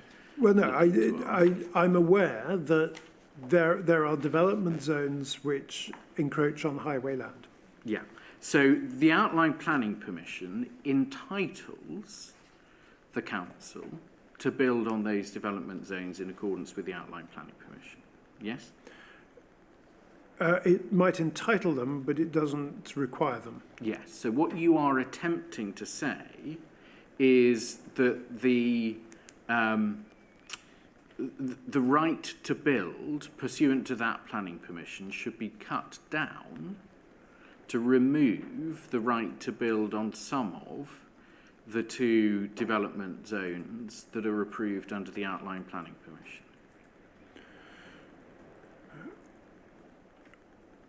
The right to build something which is going to obstruct the highway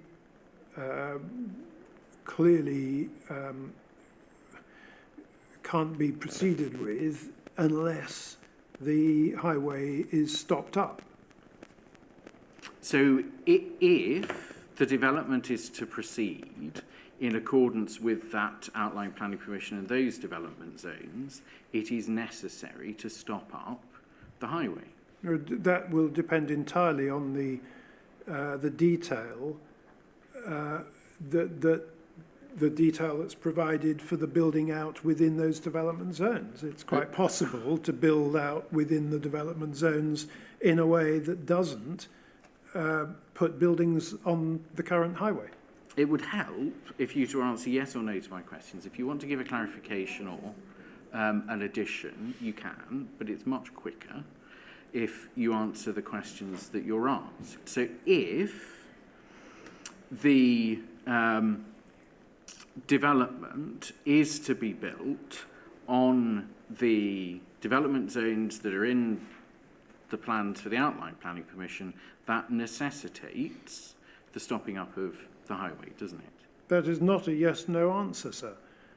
It doesn't necessarily necessitate that. It is possible to build out within those development zones in a way which does not encroach upon the highway. Yes, so your position is the Secretary of State should effectively be saying that the area of development allowed within the outline planning permission should be cut down. The Secretary of State, in my view, should be saying that he will not authorise the stopping up of a highway unless there is a very detailed plan in front of him which encroaches upon the highway. And that is not the case. And that goes back to your earlier point that you don't accept that any stopping up and diversion order can be made pursuant to an outline planning permission unless there's been reserved matters approval setting out that very detailed design that you've just told us. Yes. Here, the planning permission includes the construction of the new splash wall, doesn't it? Yes. And it includes the construction of the widened promenade, yes? Which planning permission? The sum only total one planning hybrid. permission. The sum total hybrid planning permission. Yes. And both of those things are on highway land, aren't they? Yes.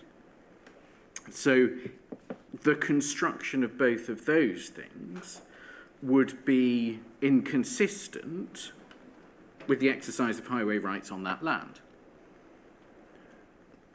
They would, but the planning permission for the splash wall includes parts of the outline planning area, not the detailed planning area. Yes, so what you're saying is that if your approach to modification is taken, not only are you saying that under the planning permission there are parts of the development zones where there can be no development, but you're also saying that the splash wall and the widened promenade can't be built either. It's true that the widened promenade wouldn't be able to be built in part of the site, and it's true that alternative arrangements would need to be made for the splash wall in part of the site, in the outline part of the site. Yeah, so if we were to omit the widened promenade outside the detailed planning permission area, that would be considering a differently designed development, wouldn't it? It would be different from the outline plans currently in place and from the drawings that relate to those intentions, yes. Yes, and the inspector has told you at the pre-inquiry meeting he can't lawfully do that. What he said is, if I understood it correctly, and I'm sure he will correct me if I misunderstood it, is that he can't recommend a change to a detailed planning application. Yeah, what he said was he has no power to consider a differently designed development, and you're asking him to consider a development that not only omits development on some of the development zones in the outline planning permission, but which also necessarily omits the widened promenade and the splash wall, for example. But there is no finalised development plan for the parts of the site that are subject only to an outline planning application. The intentions are one thing, ambitions are one thing, but there is no detailed plan on that part of the site. But the widened promenade is part of the development, isn't it? It is part of the development. Yes, and you're asking the inspector to envisage a development coming forward under your modified stopping up order, which doesn't include the promenade. Not in the outline part of the site, no. But I have to say, if it was the intention of the applicant that the whole section of promenade should be widened, then I'm sure they would have put that in as a detailed planning application. They chose not to. I don't know why they chose not to. If the inspector takes your approach, it will not be possible to build any of the widened promenade, will it? It would be possible to build some of the widened promenade, but not all of the widened promenade. Which bit of the widened promenade would it be possible to build? The bit in front of the leisure centre. That's not within the red line area of the detailed planning permission, is it? No, but that I don't believe that makes any difference. You asked me whether it would be possible. It would be possible. There'd need to be a planning application. It would be possible. So if the inspector takes the approach and recommends that to the Secretary of State, it were of modifying it to exclude everything except the red line area of the detailed consent, that would prevent the construction of the widened promenade, wouldn't it? All of it. It wouldn't prevent it. It would prevent only the part of it where the stopping up order didn't apply. Yes, it would but be you're possible. saying that the stopping up order should not apply other than to the detailed element of the planning permission. Yes. And none of the widened promenade is within the scope of the detailed planning permission. It's not within the scope of it, but it would the land required for a widened promenade would still be protected if the road was diverted only, if the stopping up order applied only in front of the leisure centre and swimming pool and the associated arrangements, and if the main road was therefore diverted around the back of the leisure centre. That would safeguard the land. Whether the applicant would wish to apply for a widened promenade in that location would be down to them. But I'm quite clear that my proposal doesn't prevent a widened promenade at that part of the development. But that would be on the basis of the Secretary of State making a modified order for development that was only subject to the outline planning permission.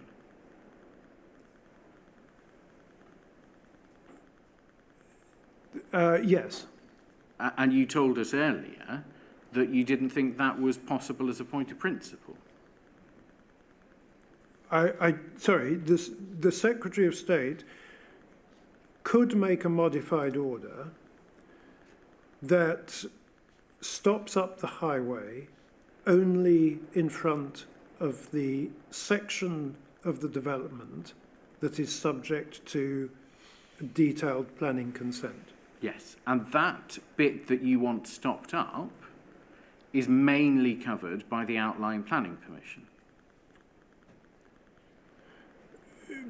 But the Secretary of State is able to make such an order in order to allow the detailed part of the planning application to proceed. If he feels that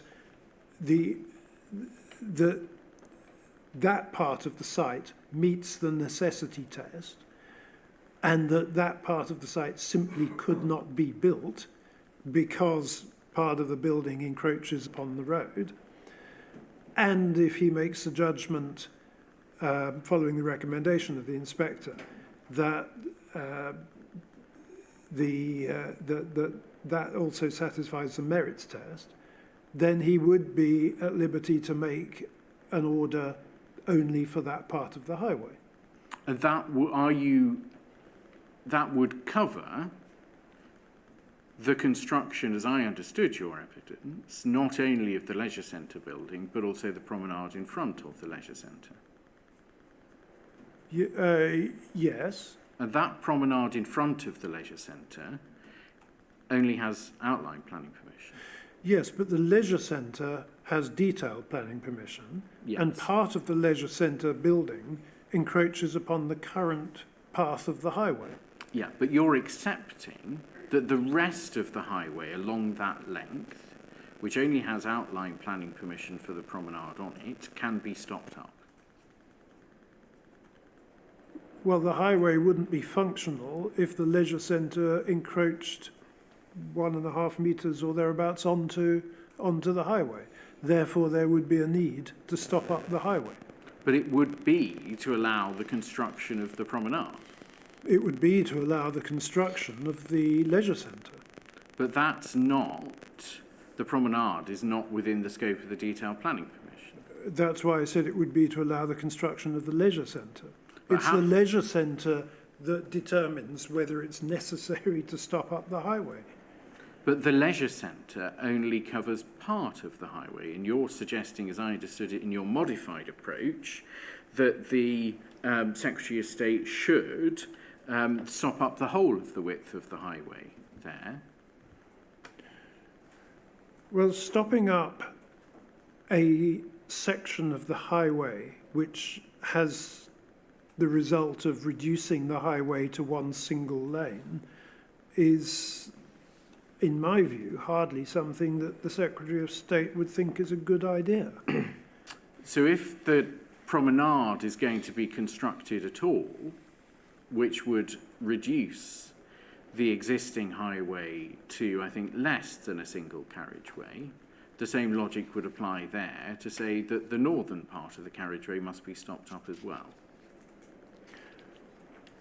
None of my argument is based around the construction of the promenade. It is a purely practical consideration that a strict interpretation of the detailed planning consent for the leisure centre has the leisure centre encroaching upon the current path of the highway.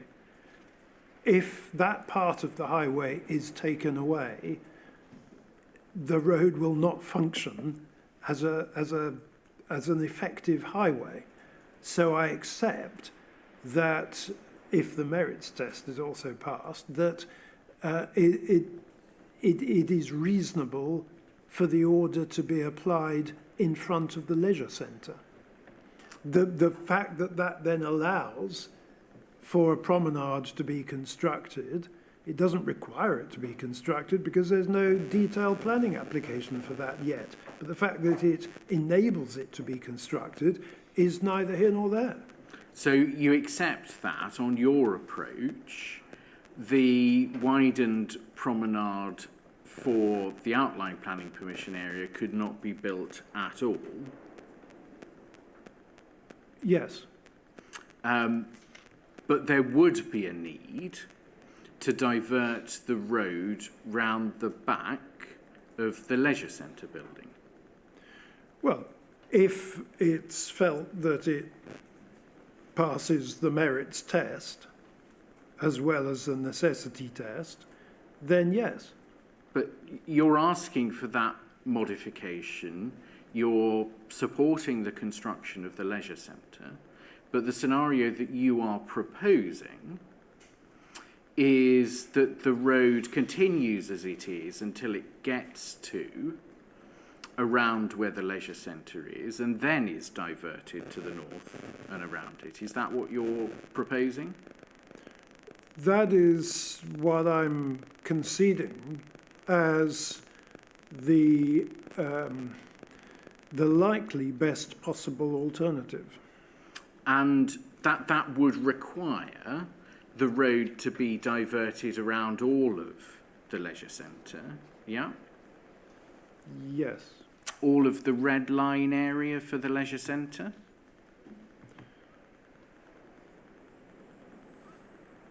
I'm not getting into the detailed planning of where the highway would go. I'm simply saying that I would be reluctantly would have to concede the stopping up order in front of the leisure centre to the extent that would enable the leisure centre development to take place. And that would include the car parking for the leisure centre? Well, that's in the detailed plans at the moment, yes. Yeah, but you're asking the inspector to consider and report to the Secretary of State about a modified order. Yeah? Yes. And you're the only person at this inquiry that's asking for a modified order. Well, I mean, that doesn't particularly worry me. No. But the Secretary of State will need to understand from the inspector what it is that you are proposing. Yes. And you're asking for the stopping up and diversion of that part of the road in front of the leisure centre. That part of the road in front of the leisure centre, which is required to be stopped up in order to allow the leisure centre development to proceed according to the plans. So where would the diverted road go? Because if you've seen the plan for the stopping up and diversion order, it shows the road that's being stopped up and it shows the highway where it's being diverted. Where would that diverted highway go in your scenario? Well, it would follow some of the path of the current proposed local distributor road to the north and northeast of the development site. And it would need to allow a sufficient angle to come off at from the existing Prince's Yes. Parade. So it would need to branch off rather than being, I don't know, a T-junction, Yes. for example. And in your scenario, that would cut through the middle of one of the two development zones, wouldn't it? It would. So your proposal, if you're asking for a modified stopping up and diversion order that diverts the road on that line, diverts the highway on that line, that would necessitate the construction of a new road through that development parcel, and it would prevent half of the development coming forward under the outline planning permission. It would, in effect, it would be neutral in terms of the amount of land required for the road, because the road currently makes that diversion further to the west. Yes, but if you look at, I don't know whether, for example, you've got the development zones plan.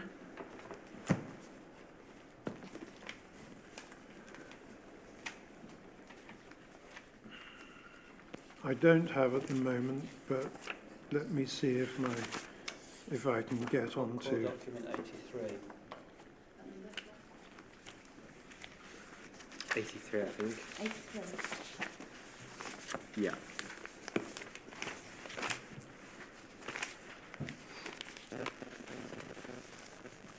I suspect it'll be quicker if I wait for the paper copy than try to log on. Thank you. I have the document, sir. So what you are suggesting would require putting a new road through the eastern development parcel that's shown outlined in black and hatched across, yes?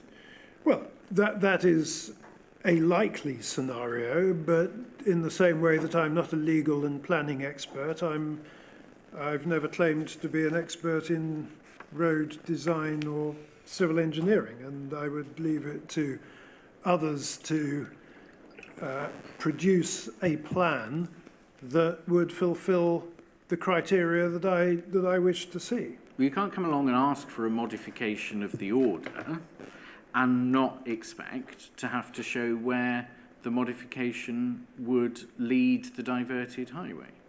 Well, I respectfully disagree, sir. I think I can come along and ask for certain criteria to be set, namely that the only part of the highway that is stopped up is that's in front of the leisure centre development, and then ask those who have greater expertise than I do, or indeed who have any expertise rather than me, to draw up a plan as to how that might work. That seems a very reasonable thing to do. If this is a serious proposal, the inspector will need to consider it, and he will need to report to the Secretary of State.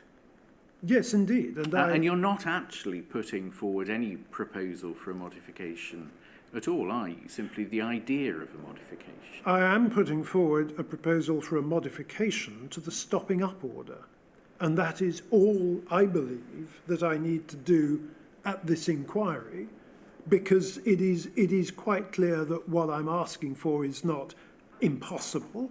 It is perfectly conceivable that the road, which currently runs all the way along the back of the development close to the canal, instead comes back onto the current path of Prince's Parade. And then the outline plans would be modified, and when the detailed plans come forward, they would reflect the modification to the outline plans. But what that would do is to ensure that for maybe as much as 2/3 of the part of Prince's Parade that is currently proposed to be stopped up, that stopping up would not be proceeded with. What that means is that the interventions, the physical interventions which have the impact, in my view, of displacing traffic would be considerably reduced, and there would be a little bit more of a chance that people will continue to use Prince's Parade as a strategic road link. If you only stop up Prince's Parade in front of the leisure centre, that would cut it off completely, wouldn't it? Cut it off from where? Well, cut it off as a through route. It would turn it into a cul-de-sac. Oh, no, because the road would then be diverted. The local distributor road would be diverted behind. My question was, if you only Yes. stopped it up, you'd be Yes. turning it into a cul-de-sac.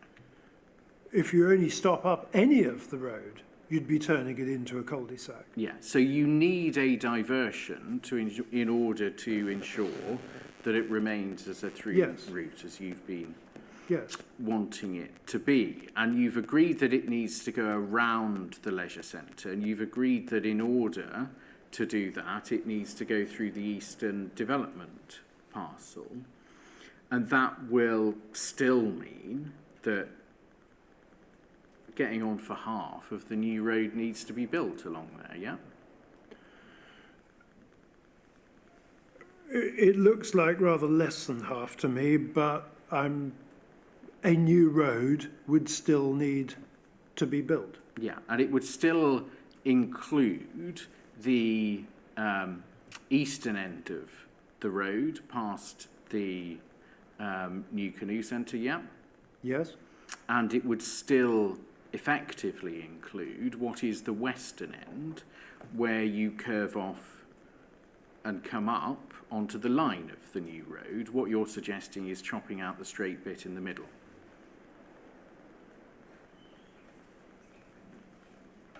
There would be a western end, but the western end of the diverted road would be closer to the leisure centre than is currently being proposed. Yes, so the bit that would be omitted would be effectively the straight run of the new road, and you would be left with the two bends at the western and the eastern ends. Yes. And those are the parts that you are most concerned about in terms of diverting traffic, aren't they? Most concerned about in what way, sir? I don't understand the question. Well, your evidence as to what you believe will have the effect of displacing traffic from the new road focuses on the safety and speed control measures, which are, in the main, on those two stretches which you've accepted need to be retained. My concern is about the sum total of the traffic restrictions to be imposed on the new road, which includes the raised platforms, the priority give way features, the 6 bends, coupled with the reduced speed limit. Now, some of those issues, like a reduced speed limit, would probably, and again, I'd take advice from experts on this, would probably be introduced for any part of the road that was diverted to the north of the leisure centre.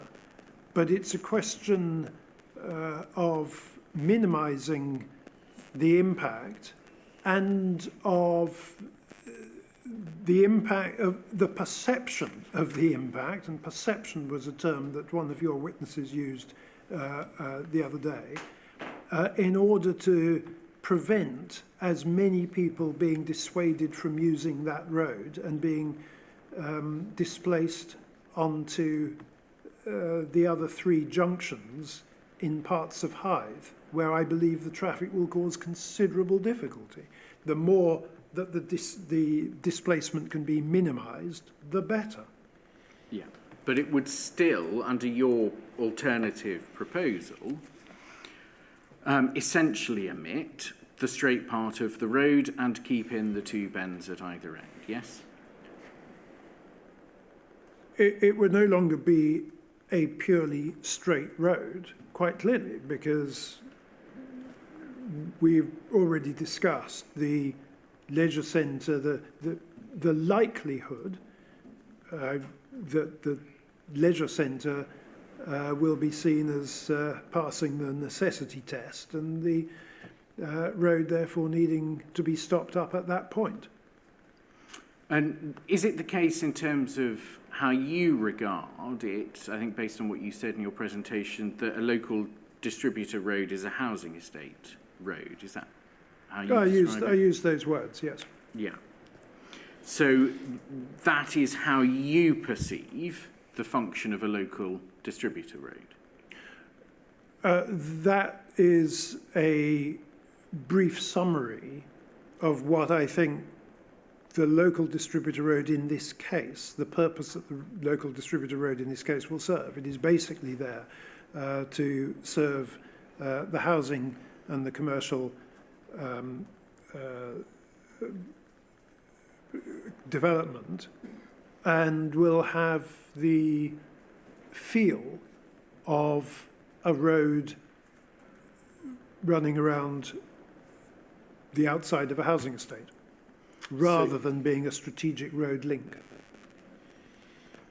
So when the inspector asks himself whether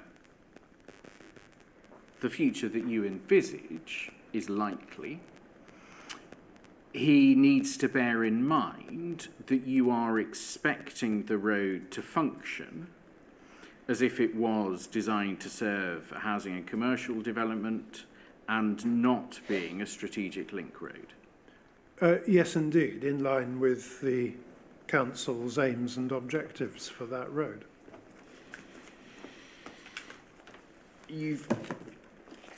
The inspector will have the evidence from Mr. Fitch as to the nature of the road. You said earlier that the traffic impact of the realignment of the road was not considered as part of the planning decision. Yeah? Yeah. Have you got a copy of the officer's report that I think is CD3?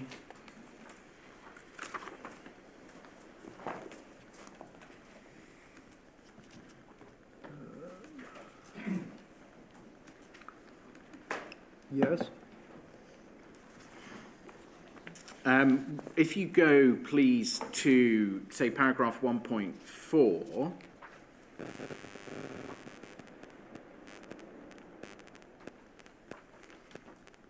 you can see there reference to the proposal involving the realignment of Prince's Parade Highway, including the speed limit reduction from 40 to 30 miles an hour,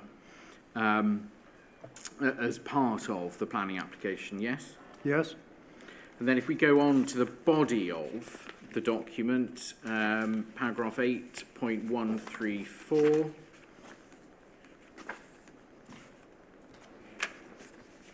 This is under the heading Development Parameters, so it's explaining what the development that's being considered comprises of.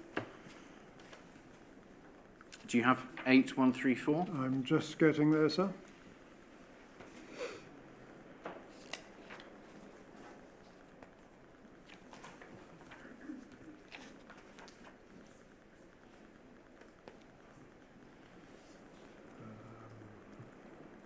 Yes. And that talks there about, second line, impact of vehicular traffic. It talks about the diversion in the first bullet point. And then in 8.135, it's talking there about the realigned road, the crossings of it, the scale of it. And then at 8.136, reference there at the end to the rerouting of the road. Do you see that? I do. And then 8.1 157, and this is under the heading of transport.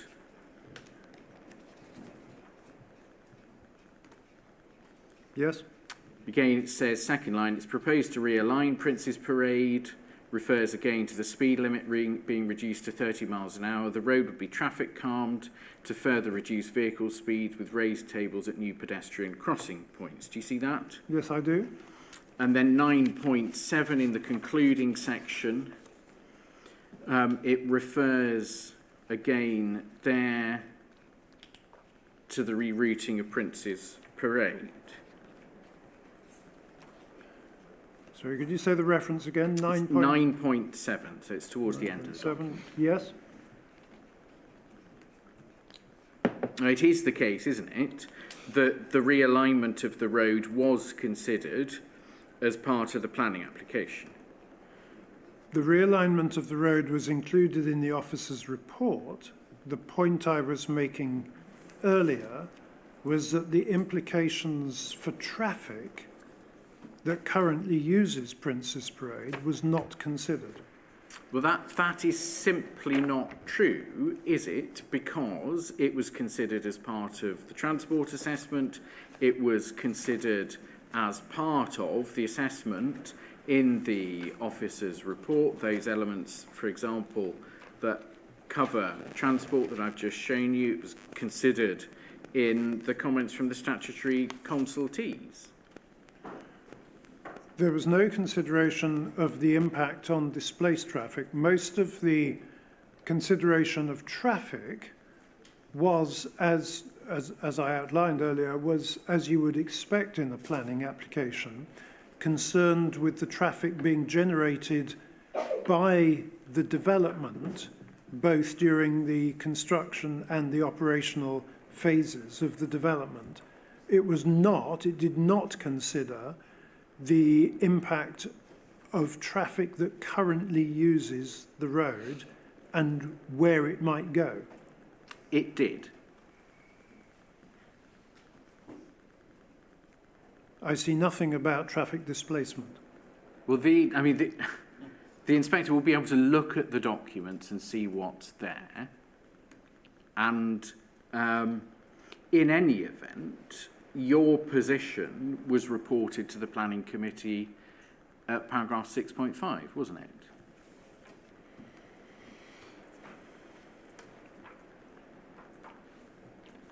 Let me just bring 6.5 up. Representation from Councillor Love, first bullet point, object to the proposal in relation to the relocation of the road, displacing traffic onto Seabrook Road to the detriment of the amenity of local residents. Yes, that was not the detailed analysis that I gave that illustrated some of the figures that I read out earlier. That was a very early representation, almost a holding representation, saying that I am concerned about the displacement of traffic. My point that I made earlier was that the more detailed letter that I provided on the 16th of August 2018 was not placed in front of members, even though it was received by the council during the afternoon of that day.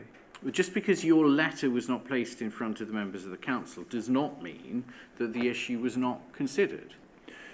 Well, not only was the letter not placed in front of the members of the committee, but the issues contained in the letter weren't aired either. But they weren't reported. They were obviously part of the assessment that was put forward as part of the planning application, considered by consultees and considered by the local planning authority. Just because your particular representations weren't doesn't mean the issue wasn't considered. No, it doesn't. You're quite right. It doesn't, just because mine wasn't put in front of it doesn't mean the issues weren't. But in point of fact, there was no discussion about the displacement of traffic. In any of the application documents, in any of the consultee material, you're saying that the inspector will see no consideration of the diverted traffic and the effect that the development would have, the rerouting being part of that, the realignment of the road in that respect? Well, the council is arguing that there will be no displacement, but that's not an argument that was made in front of members. But the position is, you are suggesting that the local planning authority considered the realignment of the road, but without considering the effects of that realignment. Yes. And there is nothing, as I understand it, in your presentation that you have pointed to show that that was the case.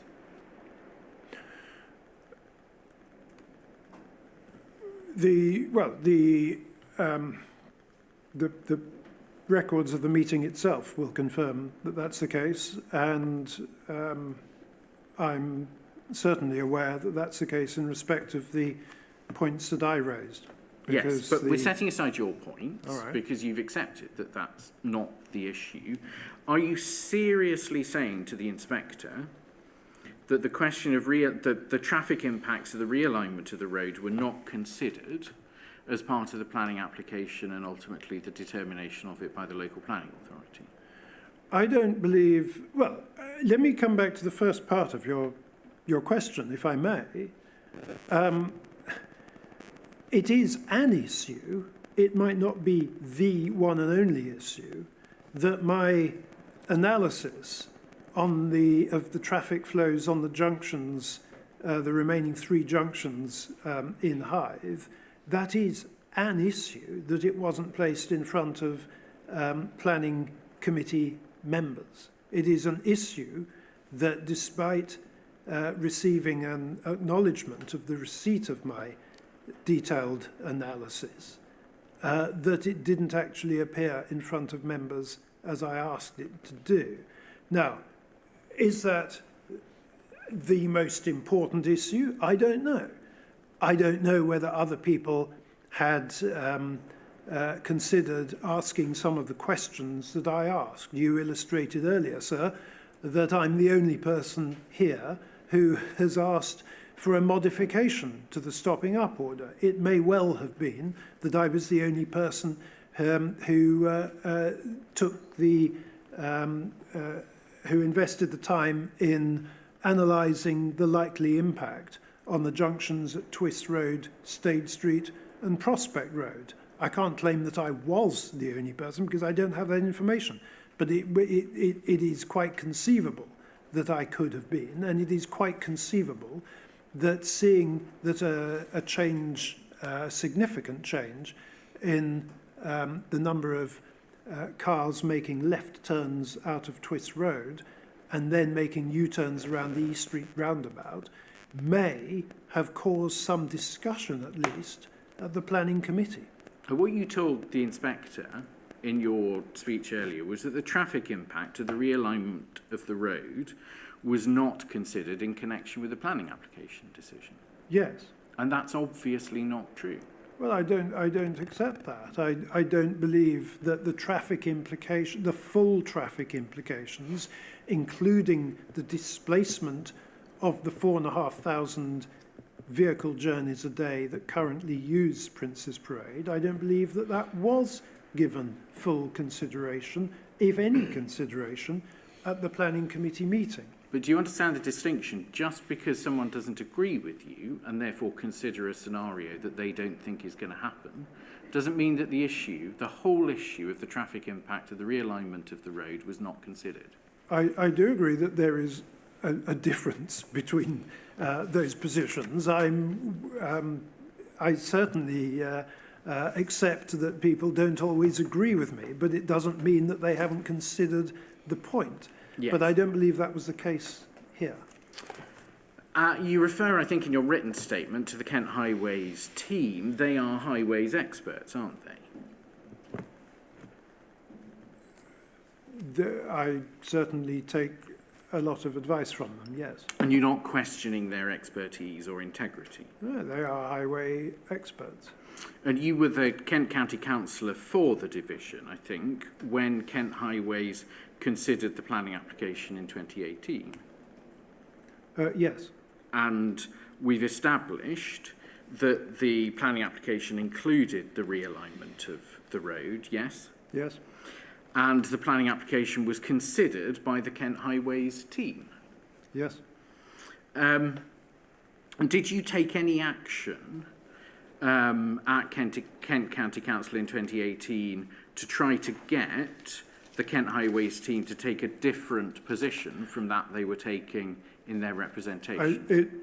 I don't think it would be appropriate for me as an elected member to seek to influence the professional advice and guidance from the Kent Highways team. So you accepted that that was their professional judgment? Quite clearly. Yes. And that also was the formal position as set out in their representations of Kent County Council as the Highway Authority? Yes. And you weren't questioning that?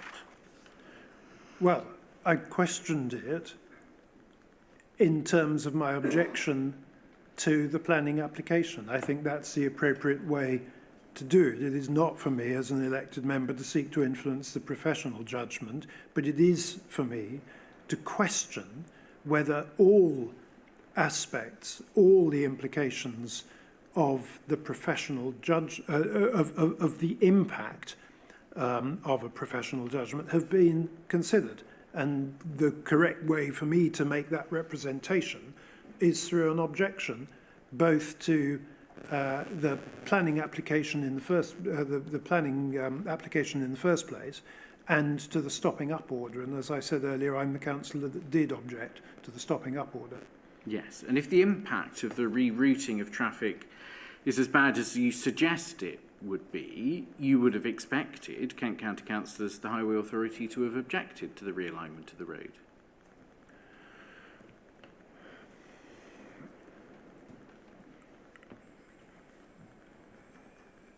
Sometimes it's only when awkward questions are asked that professional officers will take a second look at whether they have covered all of the things that not only were they asked to cover, but that may have had an influence outside of the things that they were asked to cover. Repeatedly, the Kent County Councillors Highway Authority did look at it, didn't they? They made a whole series of different representations. Yes. So it was looked at repeatedly Yes. by them. And if the impact was as bad as you suggest it would be, they would have objected to the diversion, wouldn't they? The realignment of the road.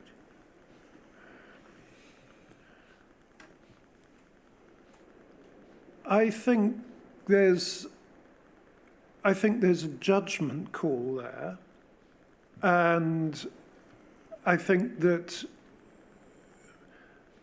professional officers are exceptionally good at looking at the technical points about highways or anything else come to that, and I do indeed have enormous confidence in the highways team at Kent County Council, having worked with them on many issues. But I'm also aware that there will be issues that professional officers won't have access to. There will be local details where they rely on either their own highway stewards to report back to them on, or indeed on elected members who are in close contact with the local community to report back to them on. And so I don't think it questions in any way the professionalism of Kent County Council's highways officers to say that I have taken a judgment about the likely impact, as I see it, on the displacement of traffic based on the evidence that I've seen. Indeed, some of it's even been supplied to me by the Director of Highways. So the officer's report to the Local Planning Authority Committee cited your view on the displacement of traffic, but the Local Planning Authority officers didn't agree with your view on that, did they?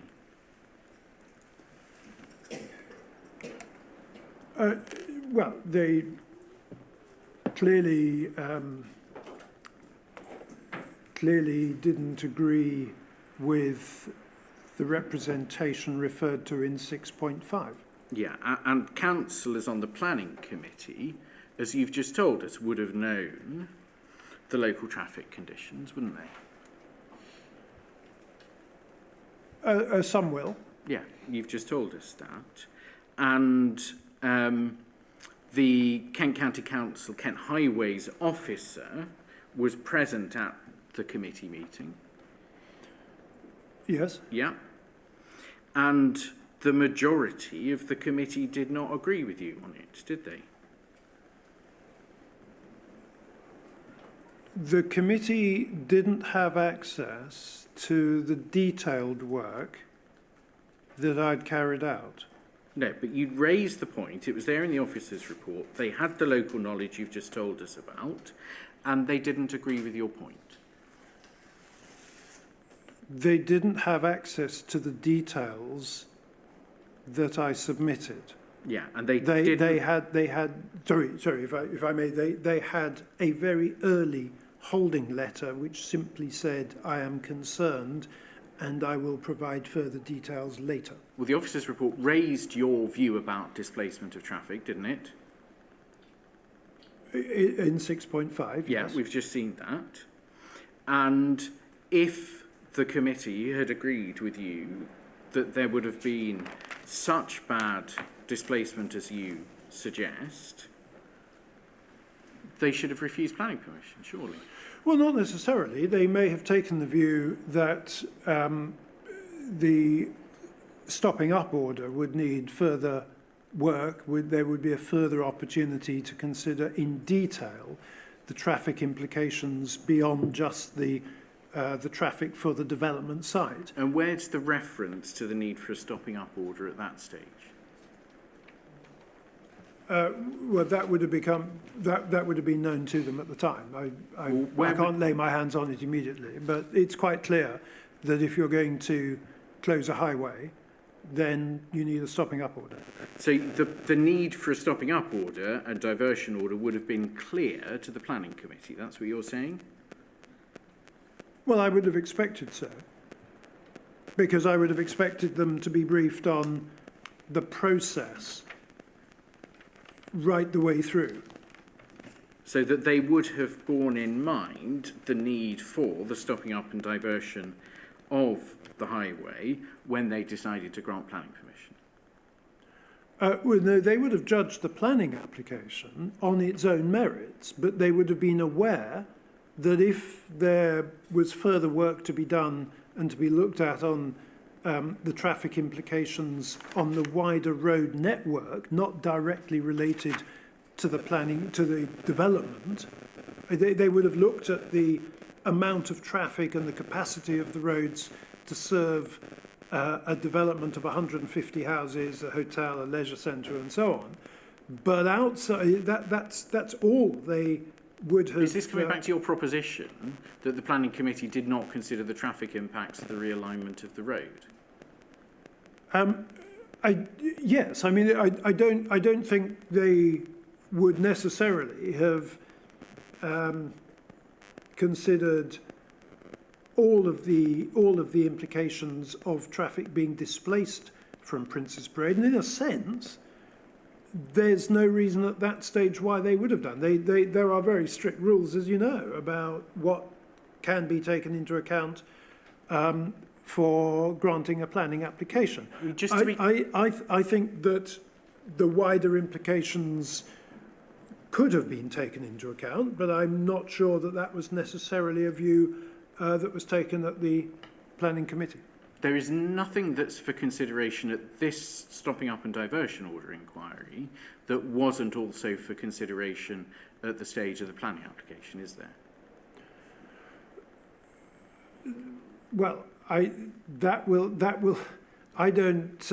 haven't looked at the video of the planning application meeting recently because I don't believe that that's what I want to concentrate on during this inquiry. This is about a totally different thing. The planning application has been dealt with, and so if you're asking me for a forensic analysis of what was and what was not considered at the planning application, I can't go into much more detail than I already have. And what I do know is that the detailed work over 2 or 3 pages that I put in wasn't presented to them, and therefore they weren't aware of that. Whether they would have felt that that doesn't matter, whether they would have considered that maybe there would be displacement, but it doesn't matter at this stage, I'm not in a position to judge. But it's a big leap, isn't it, to go from saying they didn't have my representations to they didn't consider the issue at all. Well, my understanding is that they were not looking at traffic displacement, and that's borne out, I think, by the view that's been expressed by the council as applicants at this meeting, which is that there will be no displacement, and that makes a kind of sense to me. I don't agree with it. To decide there's no displacement, you think about it. You don't. This comes back to, just because people don't agree with you doesn't mean they didn't give consideration to whether there might be a problem.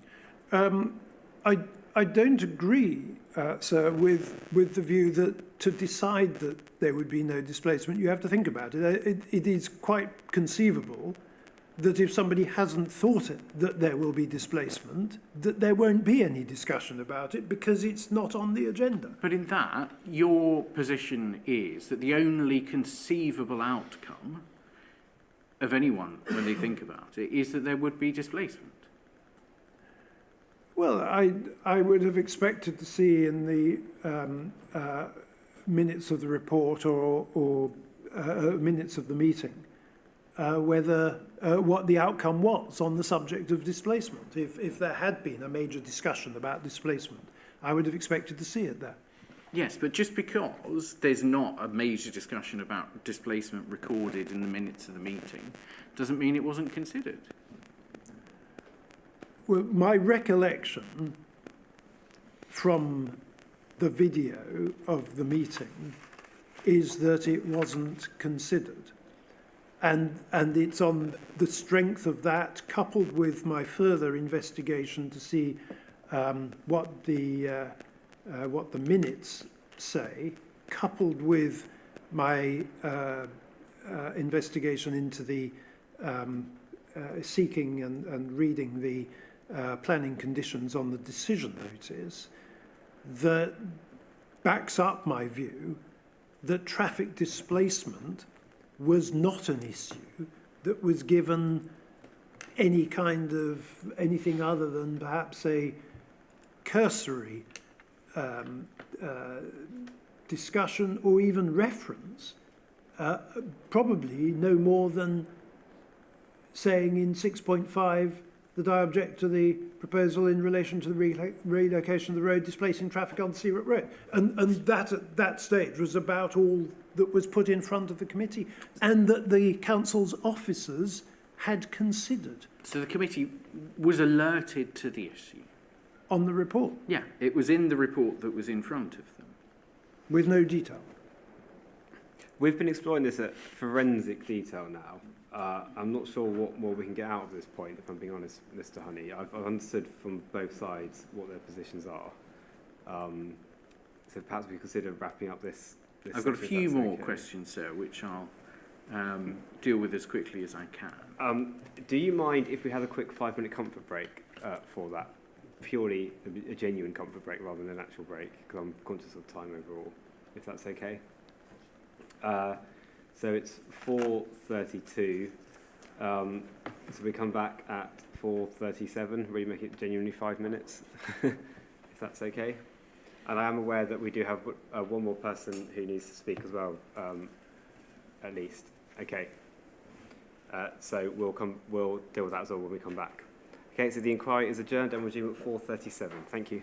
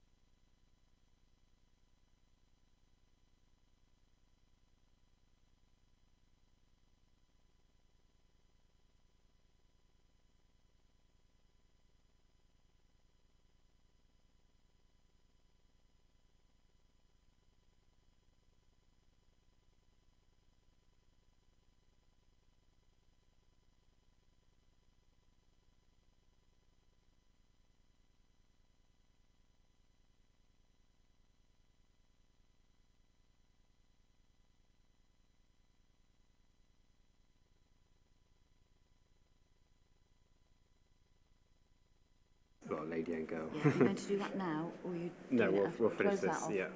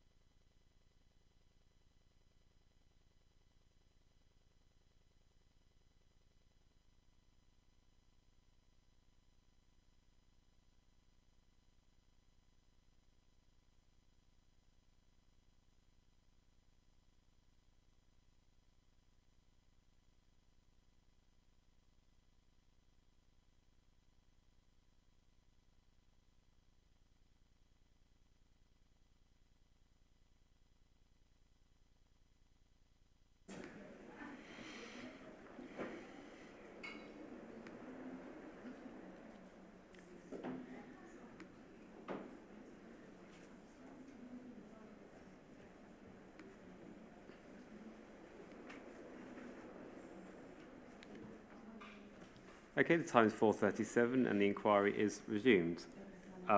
So we will proceed with finishing the cross-examination. We then have two more people, interested parties who can't appear in 2 weeks' time, who we'll hear from. And I think then, unfortunately, that will be the end of proceedings for today. So Mr. Morgan will have to have his entire cross-examination on the 3rd. There are also further interested parties still to speak. And given that, the need for closings and a site visit, I think we should start at 9:30 on the 3rd.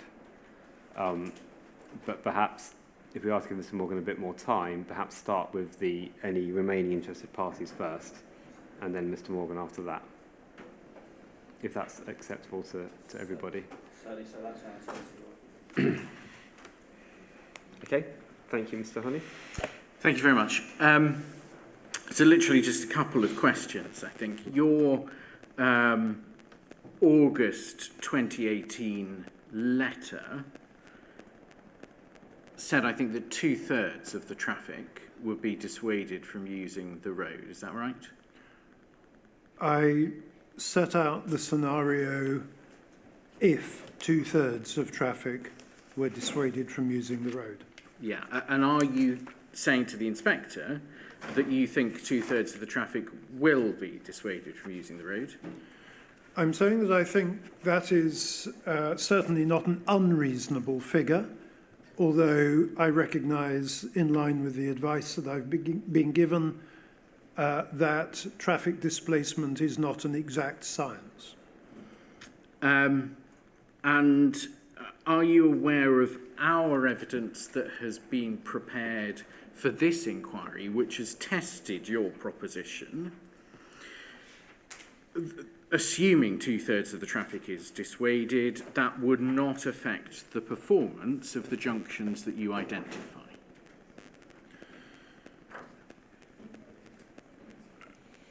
I've illustrated in my submission the increase in traffic and the likely consequences of that increase at some of the key junctions. Yeah, and we've looked at that and produced evidence that says even if you're right and that 2/3 of that traffic diverts, that level of diversion would not affect the performance of the junctions that you identify. I'm not aware of the way in which you've measured the performance of the junctions, but I recognise that that's a view. Okay, well, I won't ask you any further questions about that then. So that was everything I had as cross-examination for Councillor Love. Okay, thank you, and thank you, Councillor Love. Thank you very much. And so we now have, I believe, both Hannah and Hilary St Clair who need to speak today.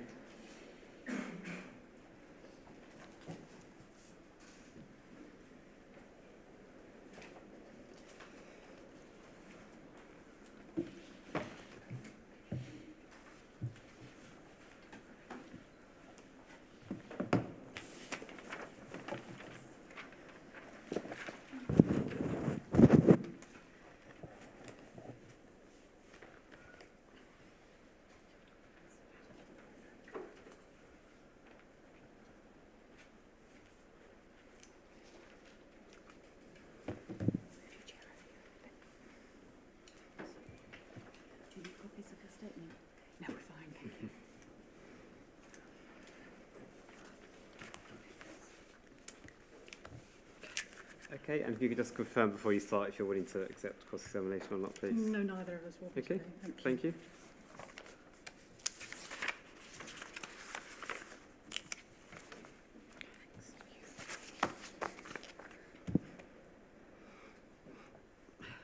Good afternoon, and thank you for allowing me to speak at this inquiry today. My name is Hilary St Clair, and I'm a local resident of Seabrook and have lived here for over 14 years. I'm not an expert in a particular field, but I make the statement as a concerned mother of children living in the area and as a passionate and proud local. I have been a school governor and was also a leading member of Seabrook Primary School's Parents and Teachers Association.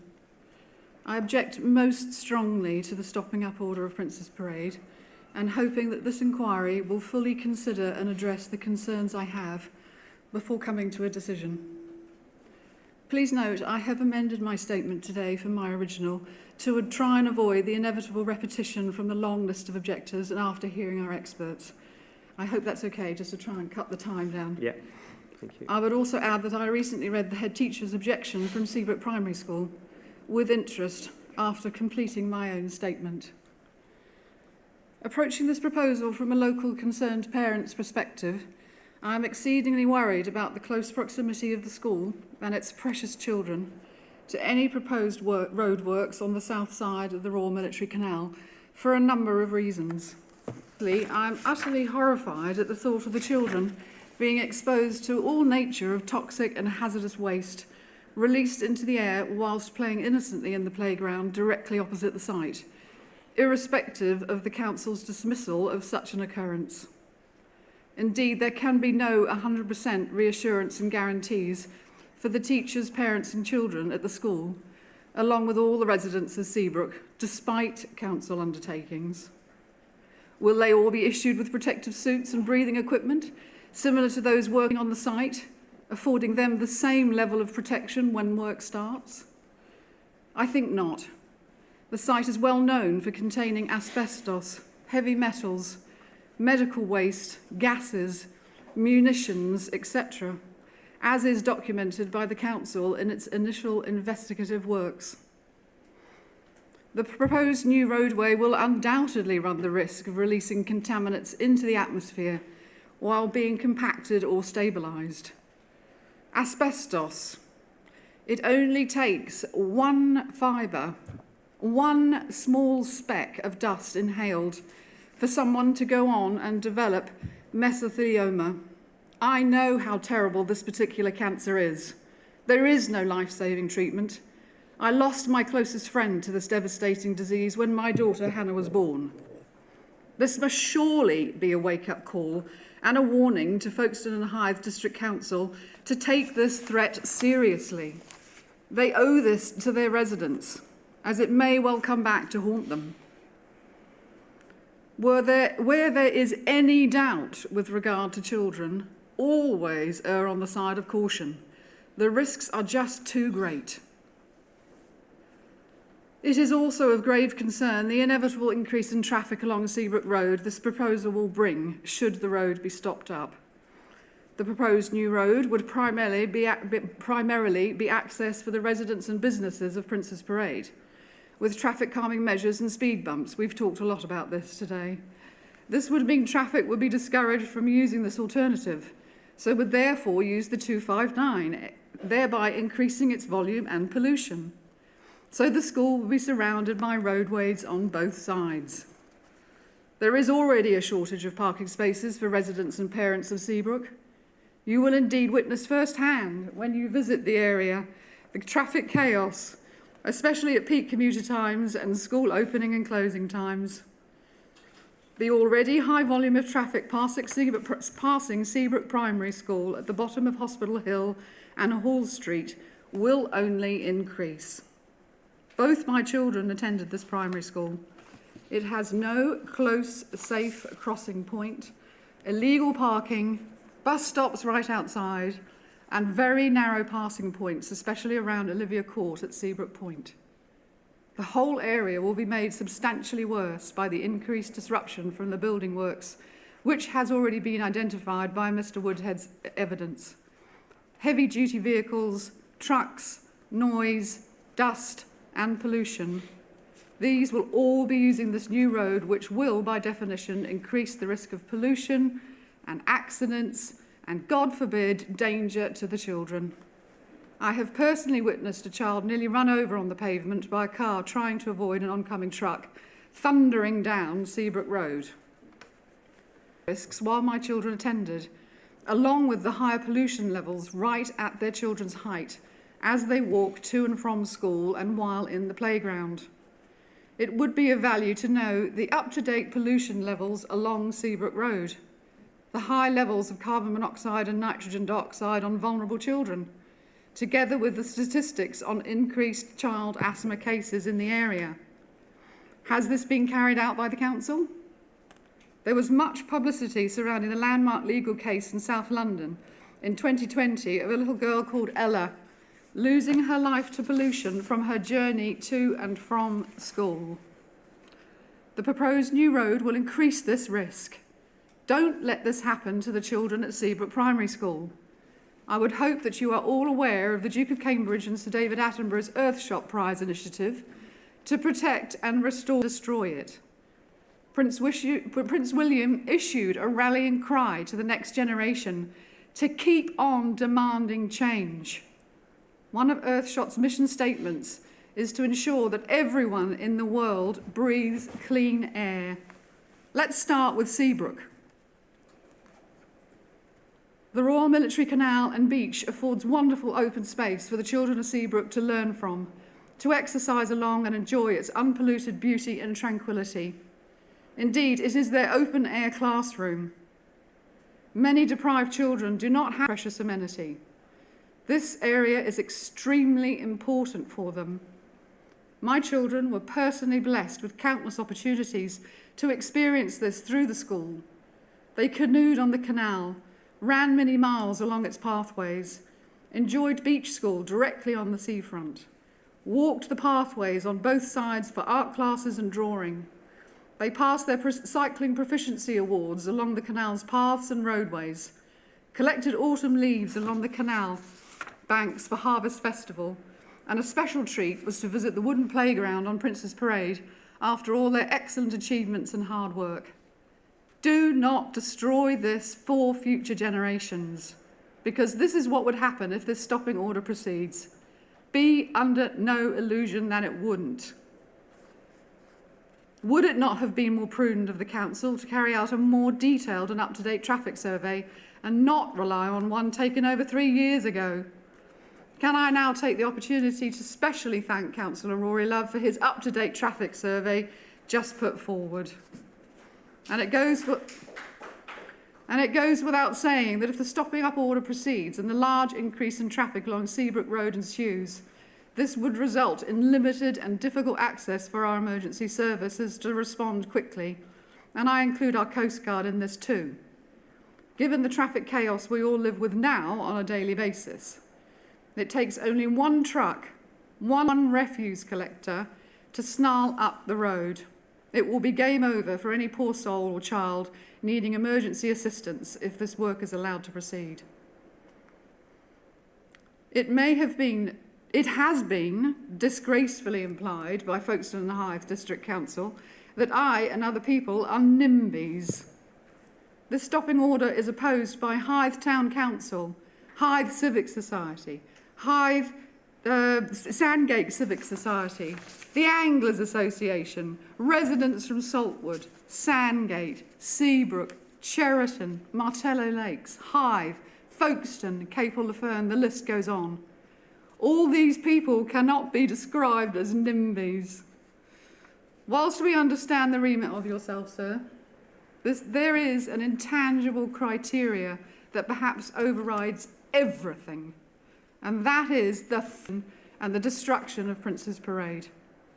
And whilst the Council have planning consent for the development overall, it is totally unnecessary to destroy the integrity, setting and tranquility of Prince's Parade and the Royal Military Canal with a new road. We were all informed of the criteria for this inquiry, namely necessity and merit. Necessity, none, just destruction, pollution and greed. Merit, setting of the Royal Military Canal, destroyed. Iconic seafront road, halved. Biodiversity and environment, destroyed. Disabled access, limited. Direct seafront parking, gone. Risk to children and residents, untold. Traffic, chaos. No merit, no necessity. Thank you. Thank you, Mrs. Sinclair. If I could just turn to your daughter, please.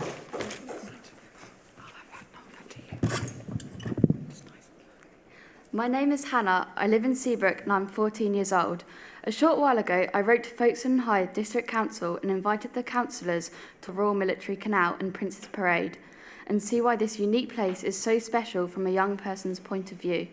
How many do you think bothered to reply? Yes, you guessed it, or Green, Labour and Liberal Democrat councillors by just one patronising response from a Conservative councillor.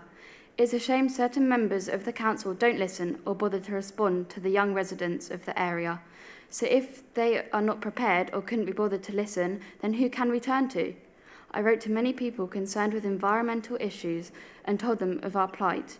I had a warm and encouraging response from Sir David Attenborough, who took the time to personally write to a 14-year-old wishing us good luck and suggesting other avenues for support. I wrote to Chris Packham at Wild Justice, to Brian May of the Save Me Trust. I also wrote to the royal family. After all, it is the council who are wanting to move their ancestors' roadway. To Her Majesty the Queen, Prince Charles and the Duchess of Cornwall, the Duke and Duchess of Cambridge, the Princess Royal, the Earl and Countess of Wessex, the Duke and Duchess of Kent. Again, they took the time to respond, wishing us well in our endeavours against the stopping up order.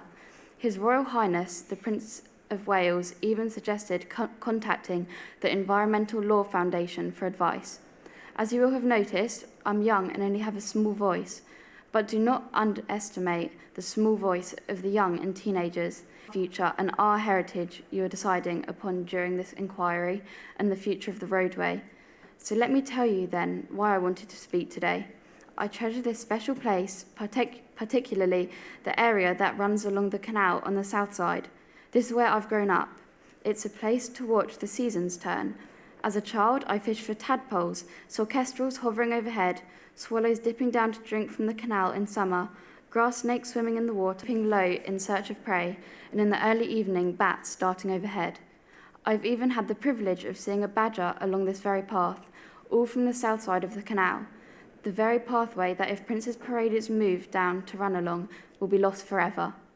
The wildlife will not stand a chance, covered in concrete, cars, noise and pollution. The peace and tranquility of the canal gone. Please, please consider very carefully our future and that of generations to come when you make your final decision. This decision is so important. It's not something that can be forgotten, forgiven or replaced. And for what? A road? Thank you. Thank you very much.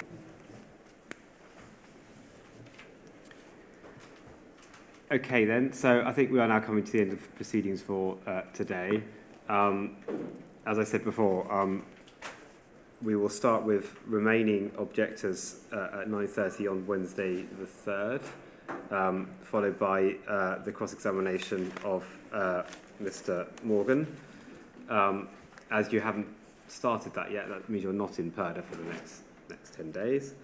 And then I think day in the afternoon. Then I think we are going to need to do the reserve day for closings. That does now have to be penned in rather than penciled in.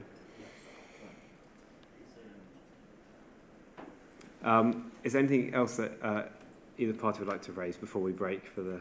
So we're just going to update you on the discussions between Mr Moyes and I in relation to timing for submissions of the cost application, which we parked for the end of this week. Yes.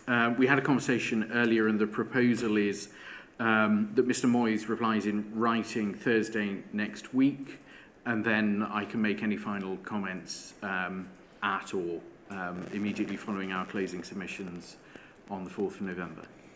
So that's the 28th. And then final on the 4th. Yes. Okay. Thank you. And I did actually mention a driving route for the site visit. So perhaps that's something that can be agreed at some point before the 3rd. Certainly, so we'll work on that. Let's make a note of that as well.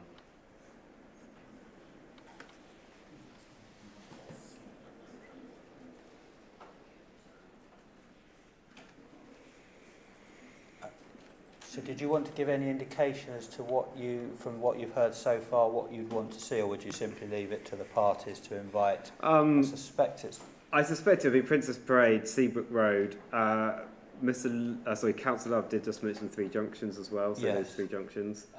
And the panoramic view of the site that we recommended you need to, or it might be prudent to see a before you go into the detail of it all, as it were. Yeah. So that, but obviously if there's anything else that you wish to add to that, then as long as it's agreed between both parties, I'm happy to do it. Thank you, sir. Okay, thank you. Okay, just a quick reminder that it won't be in here. It will be in the civic. Is it called a civic centre or town hall? In the civic centre on the 3rd. But we will send out reminders with full details ahead of time. Thank you, sir. Okay. In that case, thank you very much for everybody for this week. And the inquiry is adjourned and will resume at 9:30 on the 3rd of November. Thank you very much. Thank you, sir.